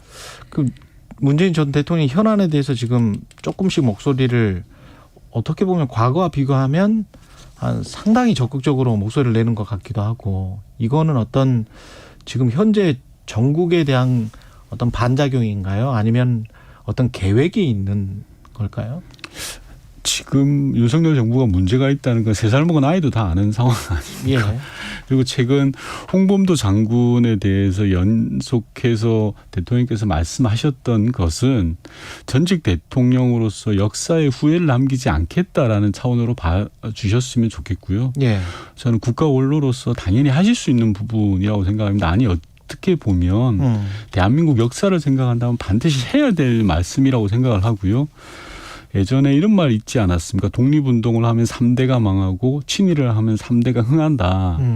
지금 딱 맞는 말씀 같아요. 자식도 잃고 배우자도 잃고 본인도 먼 이국에서 그렇죠. 쓸쓸하게 돌아가신 분이 홍범도 장군 아닙니까? 그렇죠. 네. 그런 분을 이렇게 모욕 주면 누가 나라에 헌신하겠다고 하겠습니까? 저는 문재인 전 대통령이 말씀하시는 게 이상한 게 아니라 지금 강 건너 불구경하듯이 팔짱 끼고 보고 있는 윤석열 대통령이 저는 더 이상하다고 생각합니다. 이런 부분은 빨리 나서서 정리를 하셔야죠. 해야 된다. 예. 예. 아는 사람 뒤에 숨어 있는 형국 아닙니까? 비겁한 모습 같은데요, 저는. 4월 총선을 앞두고 있어서 그런지 모르겠습니다만은 그다음에 이재명 대표가 사법 리스크가 여전히 있기 때문에 문재인 전 대통령이 뭐 전면에는 아닐지라도 뭔가 상당한 그립감을 보일 수도 있지 않나, 그런 정치 평론가들의 그런 이야기도 있습니다. 평론가들께서 하시는 말씀이고요. 그래요. 문재인 전 대통령께서 하셨던 건 역사에 대한 아쉬움을 남기지 말자, 후회 남기지 말자라는 차원인 것 같고요. 오히려 4월 선거를 의식하는 거는 박민식 장관이죠. 저는 박민식 장관이 문 전 대통령 부친 이야기를 꺼낸 건 총선 출마용이라고 봅니다. 튀고 싶고 용산에 잘 보이고 싶고 그래서 공천 받고 싶은 거죠. 예. 개인적으로 보면. 예. 근데 한 가지 우려되는 부분은 박민식 장관 개인의 문제가 아니라 집단의 흐름인데요. 예. 윤석열 정권이 최근의 모습을 보면 균형감을 상실하고 소위 극우 보수적 목소리가 너무 세지고 있는 것 같아요. 이를 예를 들어 보면 어제 대정부 질문에서 한덕수 총리께서 일제강점기 시절에 우리의 주적이 일본 아니냐라는 질문에 답을 못 하시더라고요. 이게 답을 못할 일이 아니잖아요. 예. 윤석열 정부가 홍길동 정부도 아니고 그렇죠. 답을 왜 못합니까? 그리고 최근에 있던 홍범도는 안 되고 백선엽이 되는 이유도 마찬가지입니다. 친일은 되지만 일제강점기 시절에 사회주의와 결부되면 빨갱이다라는 괴상한 논리가 지금 정권 내 작동하고 있는 거 아니겠습니까? 그래서 저는 정권 차원의 극우와 이런 집단적 흐름이 굉장히 심각한 문제다라고 보고 있습니다. 그리고 김용호 통일부 장관도 묘한 이야기를 했는데 국민 5천만이 모두 주권자로서 권력을 행사하면 대한민국은 무정부 상태로 갈 수밖에 없다. 어떻게 해석해야 될까요? 이게 말이 됩니까? 궤변도 이런 궤변이 없죠. 예. 대한민국 헌법에 보면 주권은 국민에게 있다라고 있는데 국민의 주권을 개별적으로 행사해서는 안 된다라고 장관이 이야기하는 거거든요. 대한민국 장관이 헌법을 부정하는 거라고 저는 생각합니다. 해임이 답이에요. 해임이 답이다. 예. 예. 하루빨리 해임하는 거 말고는 답이 없습니다. 만약에 장관 논리라면 촛불 집회도 무정부 상태고 반헌법적인 행위가 되는 겁니다. 국민이 직접 자신의 의사를 표출하는 모든 행위가 불법 행위가 되는 겁니다. 집회 시위가 전부 맞습니다. 집회 시위를 불문하고 모든 직접적인 의사표현 행위가. 저는 장관께서 아직도 본인이 극우 보수 학자인지 착각하고 있는 것 같아요. 국무위원이 된데도 불구하고 헌법조차 무시하는 일종의 저는 극우 확신범이라고 생각하거든요. 이런 경우는 빨리 해임하는 게 맞죠. 해임 건의안 제출하시는 거예요? 아마 상임위에서 논의를 할 것 같고요. 예. 정권에서 이런 요구들을 듣지 않으면 결국 그렇게 갈 수밖에 없지 않나라는 생각을 합니다. 그럼 국방부 장관이랄지 통일부 장관 해임 건의안이 같이 올라올 수도 있겠네요. 그 시기에 대해서는 원내에서 전략적으로 판단하고 또 의총을 통해서 의견을 모아가야 된다고 저는 생각을 합니다. 통일부 관계자는 뭐 헌법상 국민 주권 행사가 대의민주주의를 통해 이루어지고 있음을 말씀드린 것일 뿐이다. 뭐 이런 주장이고요. 그 뒤에 또 사족을 달았습니다. 예. 개인으로서 하면 나라가 무정부 상태가 된다라는 걸 이야기했다라는 식으로 똑같이 이야기했습니다. 반성이 없습니다. 예. 당 현안 중에서는 뭐 이재명 대표가 내일 검찰 출석하는 게 가장 지금 큰데 그 이후의 상황은 어떻게 예측을 하십니까? 예측이 좀 안 됩니다. 우선 검찰이 영장을 청구할지도 저로서는 알 수 없죠. 그렇지 않습니까? 그렇죠. 그 검찰 마음대로니까요. 예. 다만 분명한 건 지금의 검찰 수사가 공정하냐 이건 아니라고 저는 생각합니다. 어제 이화영 전 부지사가 공개한 자필 진술서를 보면 검찰이 계속해서 이화영 부지사에 대해서 압력을 행사해서 허위 진술을 강요했다고 자백하고 있지 않습니까? 예. 사실상 결론을 정해놓고 수사를 꽤 맞추고 있다라고 주장을 하고 있는데요. 소위 이재명 대표를 탁해서 정해놓고 각종 증언과 법리를 꽤 맞추고 있는 상황이어서 저는 뭐 국민들이 이런 내용들을 잘 보시지 않을까라는 생각이 듭니다. 근데 검찰 조사 이후에 또 단식을 이어갈 수 있나요? 굉장히 힘들 것 같은데.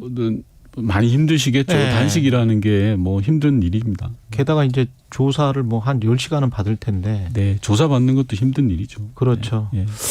그러면 어떻게 그 단식을 끝내야 되는지도 참 고민스러울 것 같은데. 네. 그 바로 옆에서 국민의힘이 단식장에서 한 100m 떨어진 곳에서 수산물 소비 촉진 네. 홍보 행사를 연다고. 먹방한 겁니다. 예. 먹방. 판촉 행사로 좀 바꾸기는 했다고 합니다. 시식회였는데. 그러면서 너무 옹졸한 건데요. 이게 네. 야당 대표가 단식하는 근본적인 원인은 예. 윤석열 정부의 국정 파탄 때문이지 않습니까?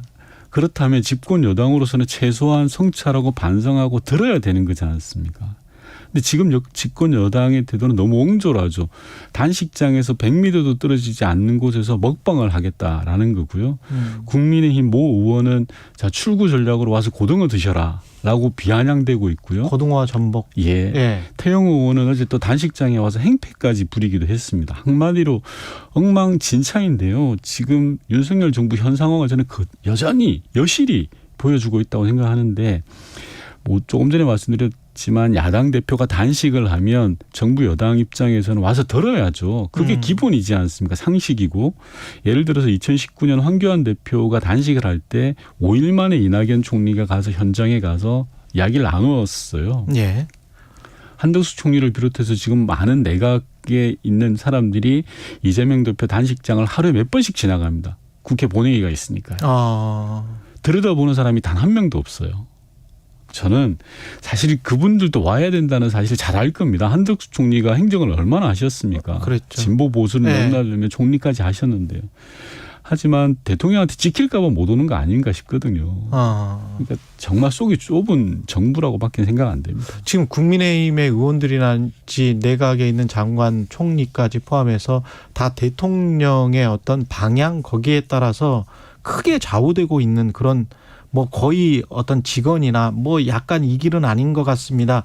이런 국무위원으로서도 사실 그런 말을 할 수 있는 거 아닙니까? 아니 특히 이제 집권여당 의원들은 더 자율적일 수 있는 것이고. 당연합니다. 당은 모두에 말씀드린 것처럼 내년 총선 때문에 눈치 보고 있고요. 예. 내각 시스템은 서로 견제하고 균형할 수 있는 시스템이 무너졌습니다. 제가 볼 때는 서로 의견이 좀 다른 그룹들을 내세워서 국정이 좀 균형감 있게 가야 되는데 이 자체가 무너졌고 누가 올바른 말을 하게 되면 용산에서 가만 안 두죠. 근데 나경원 의원 잘라버리지 않습니까? 저출산 대책 이야기했다고 바로 그 다음 날 잘라버리지 않습니까? 그런 경우가 비일비재했죠. 그러다 보니까 내각에서도 찍힐까 봐 무서워서 말 못하죠.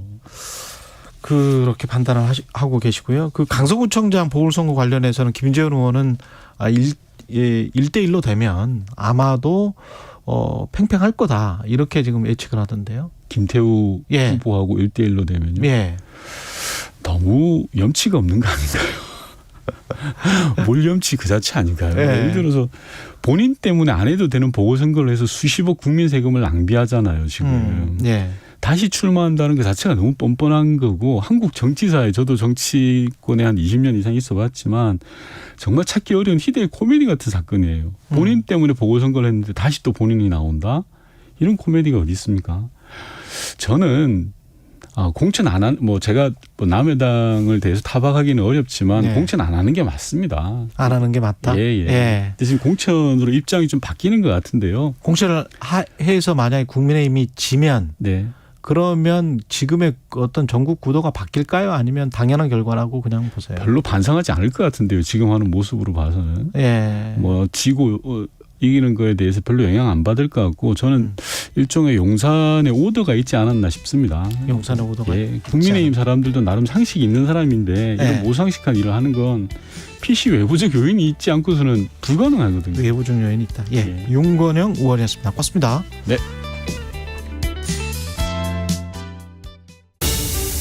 태풍은 막을 수 없지만 피해는 막을 수 있습니다. 태풍, 이렇게 대비하세요. 태풍이 예보되면 기상 상황을 수시로 확인하고 야외 활동은 자제해주세요. 집 주변 배수구를 미리 점검하고 쓰레기, 낙엽 등으로 막힌 배수구는 시청이나 군청에 즉시 알립니다. 많은 비로 하천 수위가 높아지는 경우 하천 주변에 접근하지 않습니다. 조금이라도 침수된 도로나 세월교는 절대 지나가지 말고 우회하거나 안전한 곳에 대기 합니다. 철저한 대비가 우리의 안전을 지킵니다. 태풍 대비 환경부가 함께합니다. 잠시 후 8시 반부터 일부 지역국에서는 해당 지역 방송을 보내드립니다. 가자 배종찬입니다. KBS로 오는 길이 너무 행복해서 다 잊어버렸다. 시사본부가 역시 전통이죠. KBS의 역사라고 봐야 돼. 가장 공정한 방송이다. 고정해야 되지 않을까요? 고정해줘요. 배종찬의 시사본부 평일 낮 12시 20분 매일 고정입니다. 일라디오도 고정. 화이팅. 진행은 서툴지만 내용은 알찹니다. 진실의 편에서, 정의의 편에서, 약자의 편에서 뉴스를 전합니다. 주진우 라이브와 함께 더 많이, 더 오래 웃었으면 좋겠습니다. 매일 오후 5시 5분 KBS 1라디오 주진우 라이브. 지금 시각은 8시 30분입니다. KBS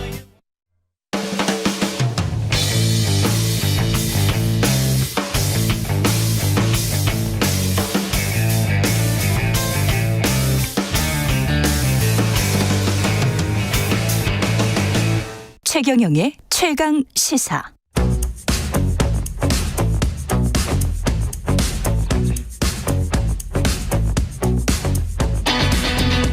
심리로 들여다보는 세상 이야기. 뉴스는 십니다. 네, 정치, 경제, 사회 등 우리 사회의 다양한 이슈를 심리학적 관점에서 풀어보는 시간입니다. 최경영의 최강시사 뉴스는 십니다. 아주대학교 심리학과 김경일 교수 나오셨습니다. 안녕하십니까? 안녕하세요. 예, 지금 이게 쇼폼 콘텐츠가 인기를 얻으면서 생긴 문화인 것 같은데 챌린지라는 게 뭐 유튜브나 뭐 이런 쪽에서는 많이 보셨을 것 같아요. 예, 짧은 예, 영상들 주로 제공하는 무슨 댄스 챌린지 뭐 비슷하게 하는 안무를 따라하는 거죠, 그렇죠? 그렇죠, 그렇죠. 예. 매운맛 라면 먹기 뭐 챌린지 뭐 이런 거 외국인들도 막 하고 그러더라고요. 해보신 적 있습니까? 저는 뭐 그냥 사소하긴 하지만 제가 이제 둘째 딸이 고등학교 다니는데 제가 둘째 딸 앞에서 하도 이제 대면 하니까 요즘 여고생들이 좋아하는 게임 10가지를 다 해보겠다. 챌린지 한번 해본 적 있습니다. 8월 달에. 둘째 딸을 위해서? 네. 아니, 둘째 딸이에서가 아니라 나 좀 봐달라고. 딸 바보시군요. 네. 그건 딸 바보 경연대회 뭐 이런 거 아닙니까? 뭐 그런가요? 챌린지가 아니고 왜 10가지나 다 해야 돼요? 1위부터 10위까지 순위가 다 있더라고요. 아, 그래요? 그래서 뭐 해보신 거예요, 그러면? 아니, 이제 이게 근데 의외로 리그 오브 레전드가 제가 본 조사에서는 1등이었어요. 아, 리그 오브 레전드. 그래서 이제 시작하기는 어렵지 않았는데 그랬더니 딸이 그러더라고요. 그거 원래 있는 거 아니냐고. 늘 하던 거 아니냐고 아빠. 그렇군요. 근데 챌린지를 제가 하는 그 이유가 사실은 아까 방금 전에 살짝 나왔는데 나 좀 봐달라고. 나 좀 봐달라. 한국 사람들이 또 유난히 도전 이게 많은 이유가 이제 외국 연구자들이 많이 하는 얘기예요. 그렇군요. 이게 주체성, 주인공 의식이 강해요. 그렇군요. 네. 그러니까 따님한테 나 좀 봐달라 하는 거고 보통 그런 것도 있는 거죠. 보통 사람들은 대중에게 나 좀 봐달라. 네. 오로지 그것만 있는 건 아닌데 나도 존재를 할 이유가 있는 의미가 있는 사람이고 세상에 나도 75억 분의 1이고 한국에서 5천만 분의 1이지만 하지만 그것보다는 더 나의 영향력이나 나의 그 존재감은 더 많은 의미를 가지고 있다. 그러니까 주목도를 높이는 거군요. 그러니까 단순히 우리가 관종이라고 하는 주목도만 보면 아는 건 아니지만 그렇습니까? 그 측면이 전혀 없는 건 결코 아니죠. 그래요. 한국 문화가 원래 자기 자신을 주인공으로 생각하거나 존재감을 확인하려고 하는 주체성이 높다라고 하는 건 뭐 거의 모든 문화심리학자들이 말씀을 하시는 거거든요. 그러니까 우리 말에 그런 거 많잖아요. 이게 외국어로 번역하기 되게 힘들거든요. 내가 누군지 알아? 막 이런 거. 내가 누군지 알아. 영어로 번역하면 Do you know who I am인데. 그렇죠. 뭐 경일김, 뭐 최경영, 뭐 경영채 뭐 이렇게 보통 얘기를 그렇죠. 하겠죠. 몰라 뭐 이렇게 이야기하겠네요. 근데 몰라 이러면 한국 사람 돌죠. 이게 우리가 도전하면서 챌린지 막 이런 거 하는 건 이유는 나 자신에게도 나는 주인공이야. 나는 세상에 의미가 있는 존재야. 라고 하는 암시를 주는 효과도 일정 부분 있다는 거죠. 있다. 네, 네. 마음속에 네, 어떤 네. 인싸가 되고 싶은 마음. 네, 그렇죠. 네. 네. 그 사회적 의미를 담은 챌린지도 있었잖아요. 무슨 물 뭐 뒤집어 쓰고 뭘 네, 이야기를 네, 해서 네, 뭐 네, 네. 헌금을 하고 기부를 하고 뭐 이런 것들 이런 것들은 재미만으로 하는 건 아니고요. 그렇죠. 그러니까 네. 단순히 장난이 아니라는 겁니다. 우리가 재미, 장난 이런 것으로 한다기보다는 예. 그런 행동들을 우리가 끊임없이 계속해서 지속적으로 해나가는 이유는 그런 좋은 의미가 있는 행동들에서도 나는 뭐 단역으로 밀리기 싫다는 거죠. 네네. 주변인으로 머무는 게 아니라. 그래서 이런 행동이 유난히, 한국과 일본을 비교하는 문화 심리학자들은 유난히 한국에서 이런 행동이 많고 일본에서 상대적으로 좀 적은 이유가. 한국에서 유난히 많아요? 유난히 많은 거예요. 그러니까 한국에서는 이런 선행도 나는 일정 부분 나도 주인공이다. 네, 하겠다는 거죠. 왜 왜 일본 문화를 많이 연구하는 그 한민 박사라고 하는 분이 이런 얘기를 하시더라고요. 선행도 룰에 의해서 하는 게 일본 문화고. 룰에 의해서 하는 게. 네, 그래서 그게 내가 해야 될 일이 아니라고 판단하거나 다른 역할을 가진 사람이 해야 된다라고 하면 이게 좀처럼 참견하지 않는. 그렇죠. 일본이. 네. 그 사람 넘어지면은 절대 이렇게 돌아가는 절대 도와주지 않은. 그런데 우리는 어떨 때는 보면은 굉장히 불편하고 참견 많고 침범을 많이 하지만 상대적으로. 네네. 그런데 또 그런 면에 또 그렇기 때문에 또 곳곳에서 아주 평범한 소시민들이 슈퍼맨으로 변하는 경우를 또 자주 만나죠. 한국이 미디어가 발달할 수밖에 없네요. 교수님 말씀 계속 듣다가 이게 미디어의 핵심도 어텐션이거든요. 주목도를 높이는 것. 어텐션 비즈니스라고도 하는데. 그러니까 이런 1인 미디어에 도전하는 분도 많고요. 많을 수밖에 없네요. 자영업에 도전하는 분도 많고요. 지금 말씀하신 대로 의미도 찾는다는 게 사실은 재미와 의미를 다 찾으라는 게 저널리즘의 원칙이거든요. 그러니까 이게 지금 몸으로 지금 체득해버리고 있는 거야. 이분들은 1인 미디어를 하면서. 이게 한국이 그런 것들이 발달할 수밖에 없겠군요. 그래서 계속 내가 앞으로 가면서 내가 가는 곳이 굉장히 중요한 것이고, 그다음에 이게 의미가 있다. 그래서 심지어는 그 외국 심리학자 한 분이 한국에 들어와서 한국 내비게이션, 스마트폰 내비게이션을 쓰다가 한국 내비게이션 쓰다가 아니 너희는 왜 모든 내비게이션 모드가 자기가 가는 게 위쪽으로 가고 있냐고. 맞아. 그것도 좀 달라요. 도로 표지판도 그쪽 사람들은 바로 가는데 한 2km 떨어진 것만 가르쳐 주잖아요. 우리처럼 목적을 향해서 부산이 먼저 나오는 걸 이해를 못 해요. 이해를 못해. 외국인들은. 그렇게 안 돼 있기 때문에. 도로 그러니까 표지판이. 여러 가지 서비스를 우리가 잘 살펴보면 한국인들은 내가 세상의 중심이고 그다음에 그 다양한 정보들 있잖아요. 그러니까 유난히 앱도 모빌리티 서비스나 배달 앱을 좋아하시는 이유가 나를 중심으로 그 음식이 어떻게 출발했고 얼마나 남았고 어디쯤 있는가를 다 보여주거든요. 그러니까 도전한다라고 우리가 생각하지만 한국인들이 불굴의 의지나 투지 같은 그런 거창한 단어를 좀 사용하지 않더라도 우리 한국 사람들의 한 사람 한 사람 속에는 그래서 도전도 많고 좌절도 많고. 도전도 많고 좌절도 많고. 근데 아까 챌린지 같은 거 이상한 거 하다가 무슨 지하철에서 올라타 가지고 왜 미국에서 사고 나고 그런 것도 있지 않습니까? 매운 거 먹다가 돌아가시기도 하고. 이거는 웃을 일이 아닌데 이거는 그럼요. 지나친 객기잖아요. 그렇죠. 단순한 챌린지가 아니고. 그러니까 이제 그런 도전 의미가 있는 것에 도전하는 거와 사실은 확연히 구분되지 않더라도 일정 부분 겹치기는 하죠. 허세와 객기라는 것들이 허세와 있죠. 객기. 이제 허세는 대부분 잘 보이고 싶은 마음이죠. 그러니까 이게 약간 척이 있다는 거거든요. 근데 사실 외국에서도 이제 청소년들이나 아니면 청년들한테 허세와 객기가 담긴 그런 동영상들을 많이 보잖아요. 그렇죠. 그런데 한국 사람들은 겸손이라는 걸 강조하면서도 한국 사람들이 또 꽤 허세가 많은 문화다라고 하는 것도 일반적으로 많이 연구가 되고 있죠. 그렇죠. 오죽하면은 제가 잘 아는 일본 여성 심리학자 한 분이 저한테 한국 남자의 매력에는 허세가 있다.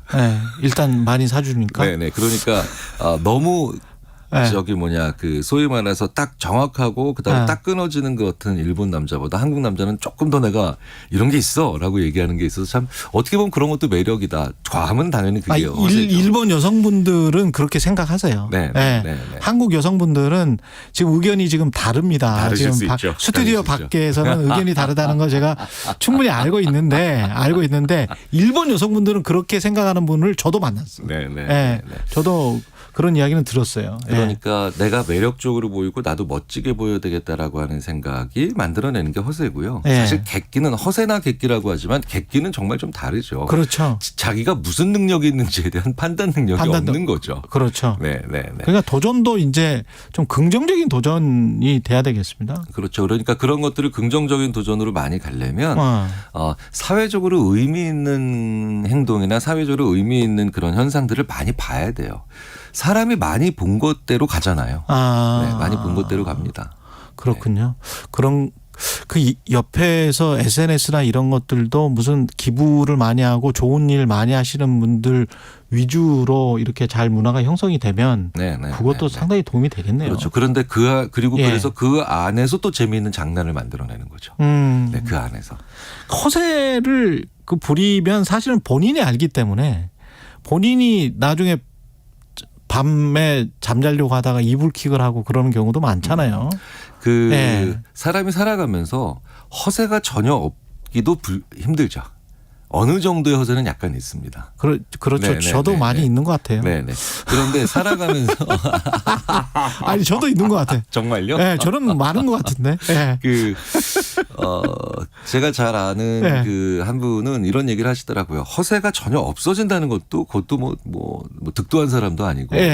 그런데 살아가면서 가져야 되는 능력 중에 하나가 자기는 이렇게 생각한다라고 하는데 그분 참 기억에 남더라고요. 내가 감당할 수 있는 허세와 나중에 정말 그 이불킥처럼 감당이 안 되는 허세를 점점 더 잘 구분해 나가는 게 우리가 나이 들어가는 거다. 그렇죠. 그러니까 젊었을 때는 허세를 많이 부리죠. 그때는 이제 젊은 시절이나 아니면 청소년 시절에는 그게 잘 구분이 안 되니까 힘들어하는 경우가 많았고, 그러니까 저도 뭐 능력 차원의 허세든 아니면 금전적인 차원의 허세든 뭐 심지어는 성품상의 허세도 있죠. 굉장히 착한 척하고. 그렇지. 착하게 보이고 싶어하니까 인간의 좋은 사람으로 보이고 싶어하는. 그 좋은 사람으로 보이고 싶어하는. 그런 모든 것들에 대해서 내가 요 정도 허세까지는 가능해. 근데 허세를 내가 허세를 부리고 있다는 걸 인지를 할 정도면 그 사람은 나르시스트는 아닌 거잖아요. 어떻게 보세요? 그러니까 메타인지나 메타 감정 같이 자기 자신의 능력과 자기 자신의 감정을 또 보는 그 별도의 능력. 자기 객관화가 되는 능력. 그러니까 뭐 10개의 단어를 보여주고 몇 개 기억할 수 있을 것 같아. 보통 우리는 시험에서 이런 걸 측정하죠. 7개 기억한 친구가 5개 기억한 친구보다 기억력이 좋다. 그런데 물어볼 때 몇 개 기억할 수 있을 것 같아? 나 5개. 그런데 정말 5개를 기억해내면 자기 예측과 실제 해낸 것 사이에 차이는 없는 거죠. 그런 걸 메타인지가 좋다 그래요. 김팔육님이 이런 질문을 해오셔서 허세면 나르시스트인가요? 이렇게. 나르시시스트는 사실은 허세가 있는 경우가 좀 더 동반되죠. 하지만 허세가 있다고 해서 나르시시스트는 당연히 아닌데요. 그렇겠죠. 왜냐하면 나르시시스트는 그 허세를 충족시키기 위해서 타인을 내리거나 주저앉히거나 심지어는 모독하는 자들이 나르시시스트고. 그렇군요. 그렇죠. 그런데 이게 나의 허세구나라고 해서 이런 허세는 나한테 위험하겠다라고 매번 느끼면서 그 실패나 그 간극을 잘 기억해 놓는 사람은 메타인지가 좋아지는 사람이 되는 거죠. 그런 사람을 성숙한 사람이라고, 성숙해 나가는 사람이라고 부릅니다. 저 허세 말고 객기 말고 진짜 뭐 어떤 긍정적인 도전, 새로운 도전을 앞두고 있는 분들도 많을 것 같습니다. 직장인들도 많고. 어떤 조언 같은 거 해 주실 수 있겠습니까? 허세는요. 내가 무엇을 원하는지 모르는 사람이 오히려. 그러니까 무엇을 목표로 하거나 원하는지를 정확히 모르는 사람들이 허세를 보여요. 예. 그러니까 내가 오히려 원하고 추구하는 게 명확한 사람들은요. 허세라기보다는 그쪽을 향해서 시선을 집중하니까 불필요한 허세가 적어지죠. 예. 우리가 이제 다른 사람들을 너무 많이 보고 그다음에 비교를 많이 하고 뭐 이런 과정에서 우리가 나는 근데 뭘 원하는 무엇을 추구하는 사람인가를 잘 못 보는 경우가 되게 많거든요. 그러니까 허세를 부리는 거군요. 그렇죠. 근데 그거를 보기 위해서 꼭 하셔야 되는 게 있어요. 심리학자들이 조언 드리겠습니다. 예. 내 주위에 있는 사람들만 열심히 보면 그들이 가진 것만 보이죠. 그렇지. 그런데요. 내가 그래서 다 가지고 싶어 하고 막 그렇게 방황하는 과정에서 막 있는 척, 부자인 척, 그렇죠. 많이 버는 척 하면서 그렇죠. 허세가 나오죠. 예. 그런데 내가 그렇게 막 모호하게 그나마 그렇게 원하는 것인데 그걸 안 가지고 있는 사람들과 한번 지내보셔야 돼요. 그런데도 내가 정말 가지고 싶은 것들이 있어요. 그런데도 가지고 싶은 것들. 그건 진짜 내가 추구해야 될 것들이에요. 그게 굉장히 많은 분들이 나보다 어려운 분들을 돕거나 자원봉사하거나 그런 사회적 선행을 하다가 내가 진짜 원하는 건 이거구나 라는 걸 그때 발견하는 경우가 되게 많아요. 알겠습니다. 갑자기 저도 생각나는 그 풍경이 하나 있는데 그걸 제가 가장 원하는 거구나. 예. 갑자기 따뜻한 밥이 생각이 났어요. 예. 여기까지 듣겠습니다. 뉴스는 십니다. 김경일 교수였습니다. 고맙습니다. 감사합니다. 이 시각 출근길 교통정보입니다. 돌발 구간이 많습니다. 경부고속도로 서울 방면으로 회덕분기점에서는 사고가 나면서 2차로가 막혀 있는데요. 갑자기 차로 변경하는 차량들에 또 호남고속도로 지선 빠져나가는 차량들까지 더해지면서 부근으로 많이 혼잡합니다. 더 가서 남사 진위 부근 3차로에는 버스가 고장으로 서 있고요. 이후로 신갈분기점 부근에도 고장난 차가 서 있었던 만큼 수원부터 정체 남아 있습니다. 영동고속도로 인천 쪽으로 동수원 부근 5차로 에서도 사고가 났고요. 서울시내 내부순환로 성수분기점 쪽으로 사근램프 부근에서도 사고가 나면서 2차로가 막혀 있습니다.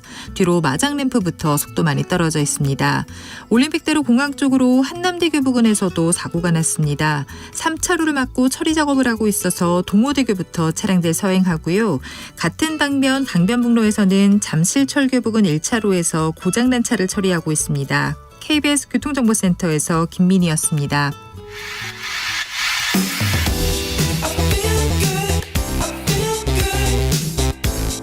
세상에 이익이 되는 방송 최경영의 최강 시사.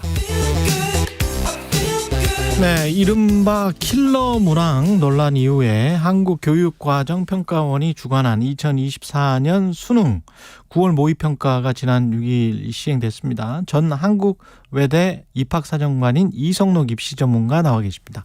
안녕하세요. 예, 안녕하세요. 예, 6월 모의평가 이후에 킬러 문항을 배제하겠다고 밝히고 이제 처음 9월 모의평가가 시행이 됐는데요. 전체적으로 그 킬러 문항이 배제됐다. 어떻게 보십니까? 제 수능 난이도에 대한 우려가 꾸준히 제기되면서 금년도에는 그 킬러 문항이 배제되면서 물수능이 될 것이다. 라는 이런 논란들이 지속적으로 나타나고 있었습니다. 그런데 막상 뚜껑을 열어보니까 6월 모의평가보다는 다소 좀 어려운 느낌도 있었고 또 지난 수능과 유사하게 출제된 것으로 이렇게 나타나고 있습니다. 그러니까 킬러 문항이 배제됐어도 어려웠다? 예. 킬러 문항이 배제되면서도 예를 들어서 이제 국어과 영역이라든지 영어 영역 같은 경우는 다소 그 나름대로 어려운 측면들이 있는 이런 문항들이 출제가 됐고요. 또 그다음에 수학 같은 경우는 비교적 좀 평이한 이런 난이도를 유지하고 있는 이런 시험으로 보입니다. 그렇군요. 그럼 최상위권 학생들한테는 어땠을 것 같고 중위권 뭐 하위권 어떻게 봐야 될까요? 최상위권 학생들 같은 경우는 일단 그 소위 이제 킬러 문항이 배제가 되다 보니까 나름대로 그 문제에 있어서 좀 역량을 발휘할 수 있는 이런 부분들이 여지도 충분히 있고 해서 고득점을 하는데 좀 도움이 됐는 이런 특징들이 있었지만 그 중상위권 학생들부터는 그 변별력 확보를 위해서 소위 이제 준킬러 문항이라는 것들이 좀 다수 출제된 이런 점들도 엿볼 수 있습니다. 그렇군요. 예, 그런 측면에서 좀 이 학생들 같은 경우는 조금 난이도가 좀 있는 것으로 이렇게 반응도 나타나고 있다라는 점도 확인해 볼 수 있습니다. 그럼 전문가들이 기존에 예상했던 것과 비슷하네요. 그러니까 킬러 문항을 배제하면 중킬러 문항이 많아져서 오히려 많은 학생들이 점하고 있는 중상위권. 최상위권은 숫자는 적을 거 아니에요. 네, 그렇습니다. 중상위권 학생들의 숫자는 많을 것이고 그 학생들한테는 훨씬 더 어렵게 느껴질 것이다. 그게 9월 모의 평가의 결과였다. 예, 그러니까 이제 학생들의 이제 변별력을 확보를 하기 위한 여러 가지 장치들도 고려를 할 수밖에 없는 시험이었죠. 그런데 이제 변별력을 확보를 하기 위해서 예전 같으면 소위 이제 킬러 문항이라는 것들이 제시가 되다 보니까 학생들이 거의 손도 못 대는 이런 문제들도 나타나게 됐었던 이런 적도 있었지만 금년도 같은 경우에는 일단 준 킬러 문항이 이제 배제가 되면서 준 킬러 문항들이 가지고 있는 여러 가지 변별력 확보를 위한 여러 가지 요소들이 제대로 평가에서 반영이 돼서 그런 그 적절하게 이제 성적들이 분포를 가지고 있는 그 국어, 영어, 수학이 어느 정도로 어려웠는지에 따라서 문과 학생들, 이과 학생들도 사실은 본인이 생각했을 때 어떤 유불리 같은 게 있을 것 같은데 어떻게 보십니까? 그 학생이 가지고 있는 학업 성취도에 따라서 나름대로 유불리 현상이 나타날 수 있는 것은 기본적으로 나타날 수 있는 부분들입니다. 거기에다가 이제 국어 같은 경우에서 이 문제가 이제 어려운 수준으로 출제가 됐었을 때 국어에 대해서 대비를 좀 더 철저하게 하지 못한 학생들이 나름대로 거기에서 이제 불이익을 좀 받을 수 있는 이런 부분들도 나타나고 있다라는 점들도 확인해 볼 수 있습니다. 특히 이번 문제 같은 경우에는 국어 같은 경우에는 그 지난 6월 모의평가보다 다소 어렵게 출제됐다라고 얘기가 되는데 그 예를 들어서 EBS 연계 정책을 반영해서 EBS 교재에서 50% 이상을 밀도 있게 반영하다 보니까 나름대로 지문의 난이도는 낮아졌지만 실제 그 학생들이 선택지를 토대로 해서 변별력을 확보하기 위한 이런 그 출제 전략을 엿볼 수 있는 이런 부분들도 있습니다. 그런 측면에서 그런 부분에서 선택지를 꼼꼼하게 읽지 않으면 정답을 하는 데 있어서 좀 어려움을 겪을 수 있는 이런 특징도 나타나는 시험으로 보입니다. 수학 같은 경우에 신문 기사에서는 그런 이야기가 있더라고요. 그러니까 만점자가 다 굉장히 많아서 최상위권에. 그래서 뭐 그들이 원하는 의대랄지 이런 데 정원을 넘기고도 만점자가 그것보다 더 많을 것이다. 선생님은 어떻게 생각하세요? 비슷하게? 결과가 이제 나와봐야 알겠지만 충분히 그런 예상을 해볼 수 있는 그렇습니까? 특징이 있습니다. 뭐 지나치게 이제 계산을 요구한다든지 불필요한 개념으로서 실수를 유발하지 않고 또 풀이 시간도 과도하게 오래 걸리는 문항들이 나름대로 배제가 된 이런 점들도 있습니다. 물론 킬러 문항이다 아니다라의 논란이 있을 수 있는 문항들도 일부 제시가 된 걸로 이렇게 보이고 있습니다. 전문가에 따라서는 이런 문항이 라는 것, 예를 들어서 그 10번 문항과 관련돼서 논란들이 지금 있게 되는데 미지수 3개를 상정하는 이 문항 같은 경우는 나름대로 교육과정을 벗어난 부분들도 있는 것이 아니냐라는 논란도 있지만 그런데 이제 그 문제에 대한 난이도가 그렇게까지 어려운 문항으로 이제 보여지지는 않는다. 그런 측면에서 이제 초고난도 문항으로 분류하기에는 좀 논란들이 여지가 있는 이런 부분들도 있다라는 점도 생각해 볼 수 있습니다. 수능 난이도는 결국 9월 모의평가에 준하는 수준일까요? 어떻게 보십니까? 이제 예년의 경우를 보면 6월과 9월의 모의평가를 통해서 나타난 학생들의 반응도라든지 이런 것들을 적절하게 고려해서 이렇게 제시를 하고 있는데 통상적으로 이제 9월 모의평가 수준에서 제시를 하는 것이 일반적으로 나타나는 현상으로 엿볼 수 있습니다. 공교육 과정에 충실하면 이제 풀 수 있는 문제 로만 나왔으면 좋겠다. 이런 게 아마 이제 학부모들이나 교육부의 오랫동안의 방침이었는데 그거에 관한 어떤 논쟁은 아까 말씀하신 것처럼 뭐 그게 벗어난 문제이기는 하지만 그렇게 어렵지는 않았다. 이렇게 말씀하시는 거 보면 그게 어쩔 수 없는 측면이 있는 건가요? 이제 공교육만 교육 과정에 충실하면 충분히 풀 수 있는 문제를 출제를 하고 있다. 라고 이제 교육부에서는 이제 이야기를 하고 있습니다. 출제 기본 원칙이 학교 교육을 충실히 이수한 학생이라면 충분히 풀 수 있는 이런 수준의 적정 난이도를 상정하고 이렇게 출제한다라고 얘기하는데 학생들이 느끼는 반응들은 사실은 불안감 또 그다음에 어렵지. 학생들이 느끼는 그런 내용들은 그런 부분들이 완전히 만족스럽게 이렇게 출제되고 있다라고 보기에는 좀 그렇겠죠. 논란들도 있습니다. 이게 지금 뭐 보완해야 될 부분이나 이런 것들은 좀 보이십니까? 이번 9월 모의평가를 분석해 봤을 때 수능 전에? 수능에서 이제 이번 그 학생들의 그 답안 나타난 반응들을 좀 더 정밀하게 판단을 하셔서 나름대로 이제 예를 들어서 그 킬러 문항과 관련된 요소라든지 이런 부분들에 대한 논란이 있는 부분들은 철저하게 배제를 하기 위한 꼼꼼한 이제 전략을 가지고 출제를 해줘야 되는 이런 부분들도 있는데 실제 그 난이도와 변별력이라는 측면에서 안정적인 평가 도구를 확보하는 것은 출제 방식에서 정말로 앞으로 계속 모색해야 될 방법론 중에 하나가 아닌가. 뭐 예를 들어서 교육과정상의 성취 수준을 충분히 고려해서 적정 난이도와 변별력을 지닌 검증된 문제들을 다수 확보한 이런 문제은행식 출제라든지 하는 시스템 보완 방식 같은 것도 생각해 볼 수 있는데 이것은 이제 장기적인 프로젝트를 토대로 해서 준비를 해야 되는 내용으로 보여집니다.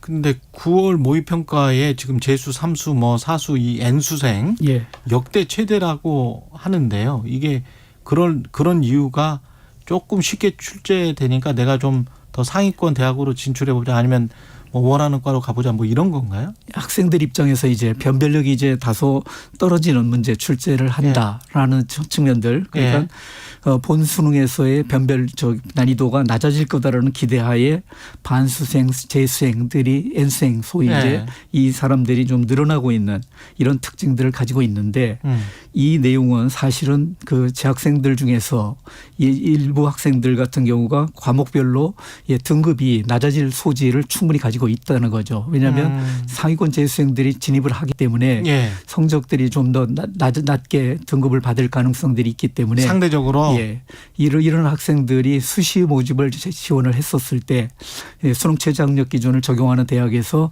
이 최저 기준을 맞추지 못했었을 때는 불합격이 되는 이런 특징들이 있기 때문에 충분히 영향력을 가지고 있다라고 보여집니다. 그럼 지금 당장의 고3 학생들한테는 상당히 불리한 거네요. 뭐 숫자가 많아지니까 반드시 이제 불리하다라고 얘기를 할 수 없죠. 학생에 따라서 이제 달라질 수 있는데 나름대로 숫자가 많아지기 때문에 재수생이 N수생들이 많아지기 때문에 특히 거기에다 고득점을 하는 재수생들이 많아질 수 있다면 불리한 여건을 가지고 있다라고 볼 수 있죠. 그 입시 전문가로서 마지막으로 사교육 카르텔과 관련해서는 어떻게 인식하고 계십니까? 이게 사실이라면 사교육 카르텔의 현직 교사들이 광범위하게 연루되어 있다는 것을 보여주고 있는데 상당히 충격적인 내용으로 살펴집니다. 양질의 교육 서비스를 판매한 것이 아니라 실제 특권층만 알 수 있는 입시 정보 장사를 해온 거기 때문에 시장 원리에도 어긋나고 공정과 상식에도 어긋난 이런 내용으로 확인해 볼 수 있습니다. 공교육 붕괴를 막고 무너진 교권을 회복하기 위해서라도 선생님들이 먼저 바로 서야 된다. 라는 이런 측면들과 관련해서 공정성을 뒤흔드는 위법 행위는 결코 좌시할 수 없다라고 볼 수 있습니다. 여기까지 듣겠습니다. 지금까지 입시 전문가 이성록 선생님이었습니다. 고맙습니다. 고맙습니다. 8234님이 최강시사 듣고 있으면 시간이 너무 빨리 갑니다. 시계를 멈추고 진행해 주세요. 라고 각주국원 같은 말씀을 해주셨습니다. 고맙습니다. 9월 8일 금요일 KBS 1라디오 최경영의 최강시사였습니다.